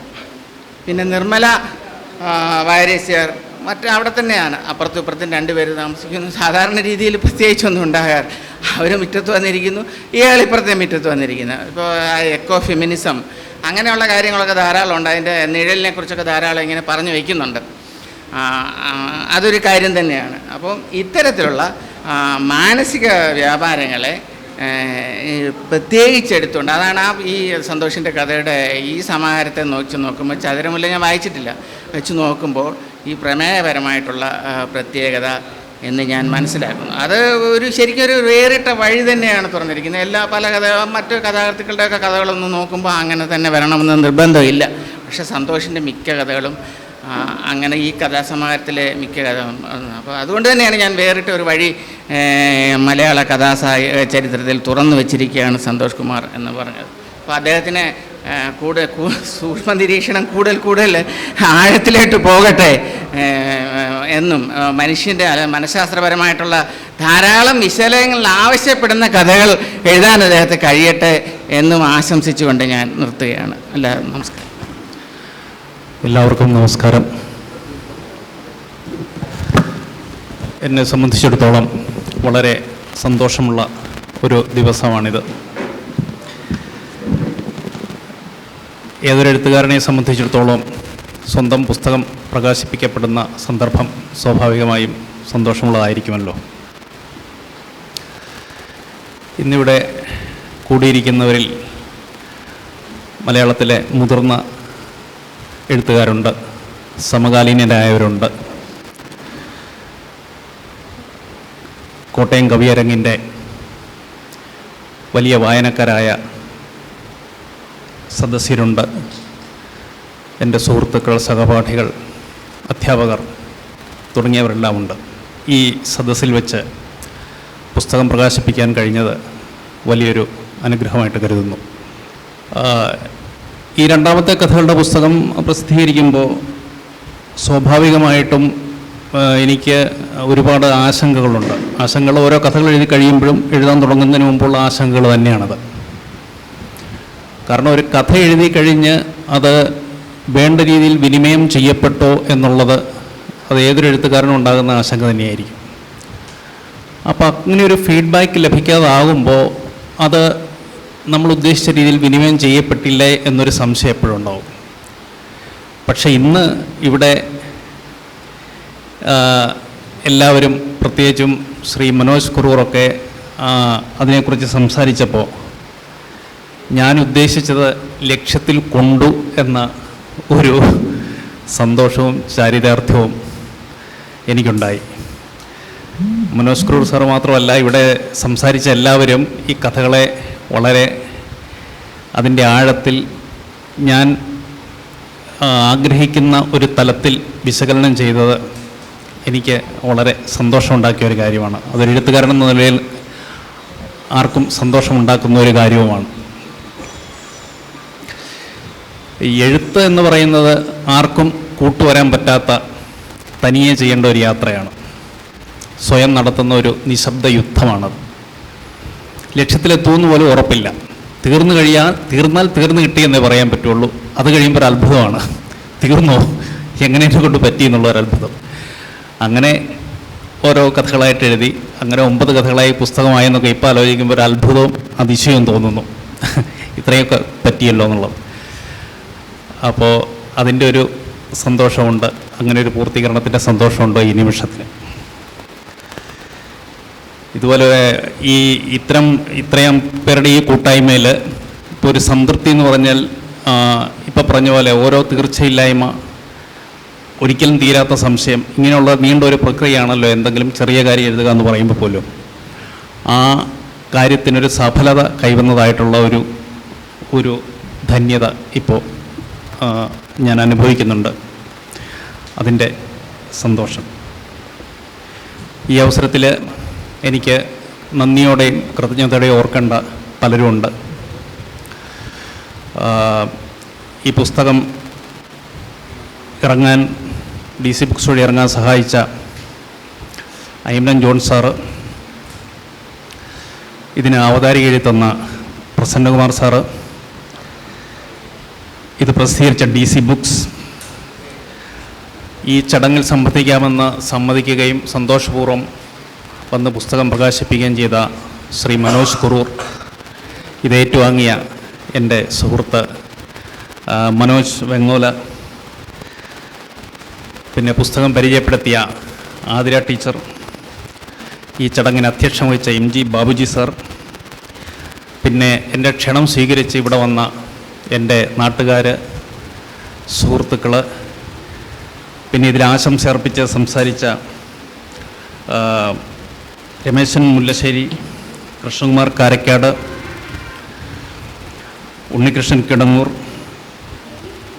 ഐമനൻ ജോൺ സാർ, പിന്നെ ഇതിന് ആദ്യാവസാനം ഒരു കാര്യക്കാരനായി നിന്ന ശ്രീ ബേബി പാറക്കടവൻ, ഇവരോടും ഈ വേദി ഒരുക്കി തന്ന കോട്ടയം കവിയരങ്ങിൻ്റെ സംഘാടകരോടും എൻ്റെ നന്ദിയും കൃതജ്ഞതയും അറിയിക്കുന്നു. എല്ലാവർക്കും നമസ്കാരം.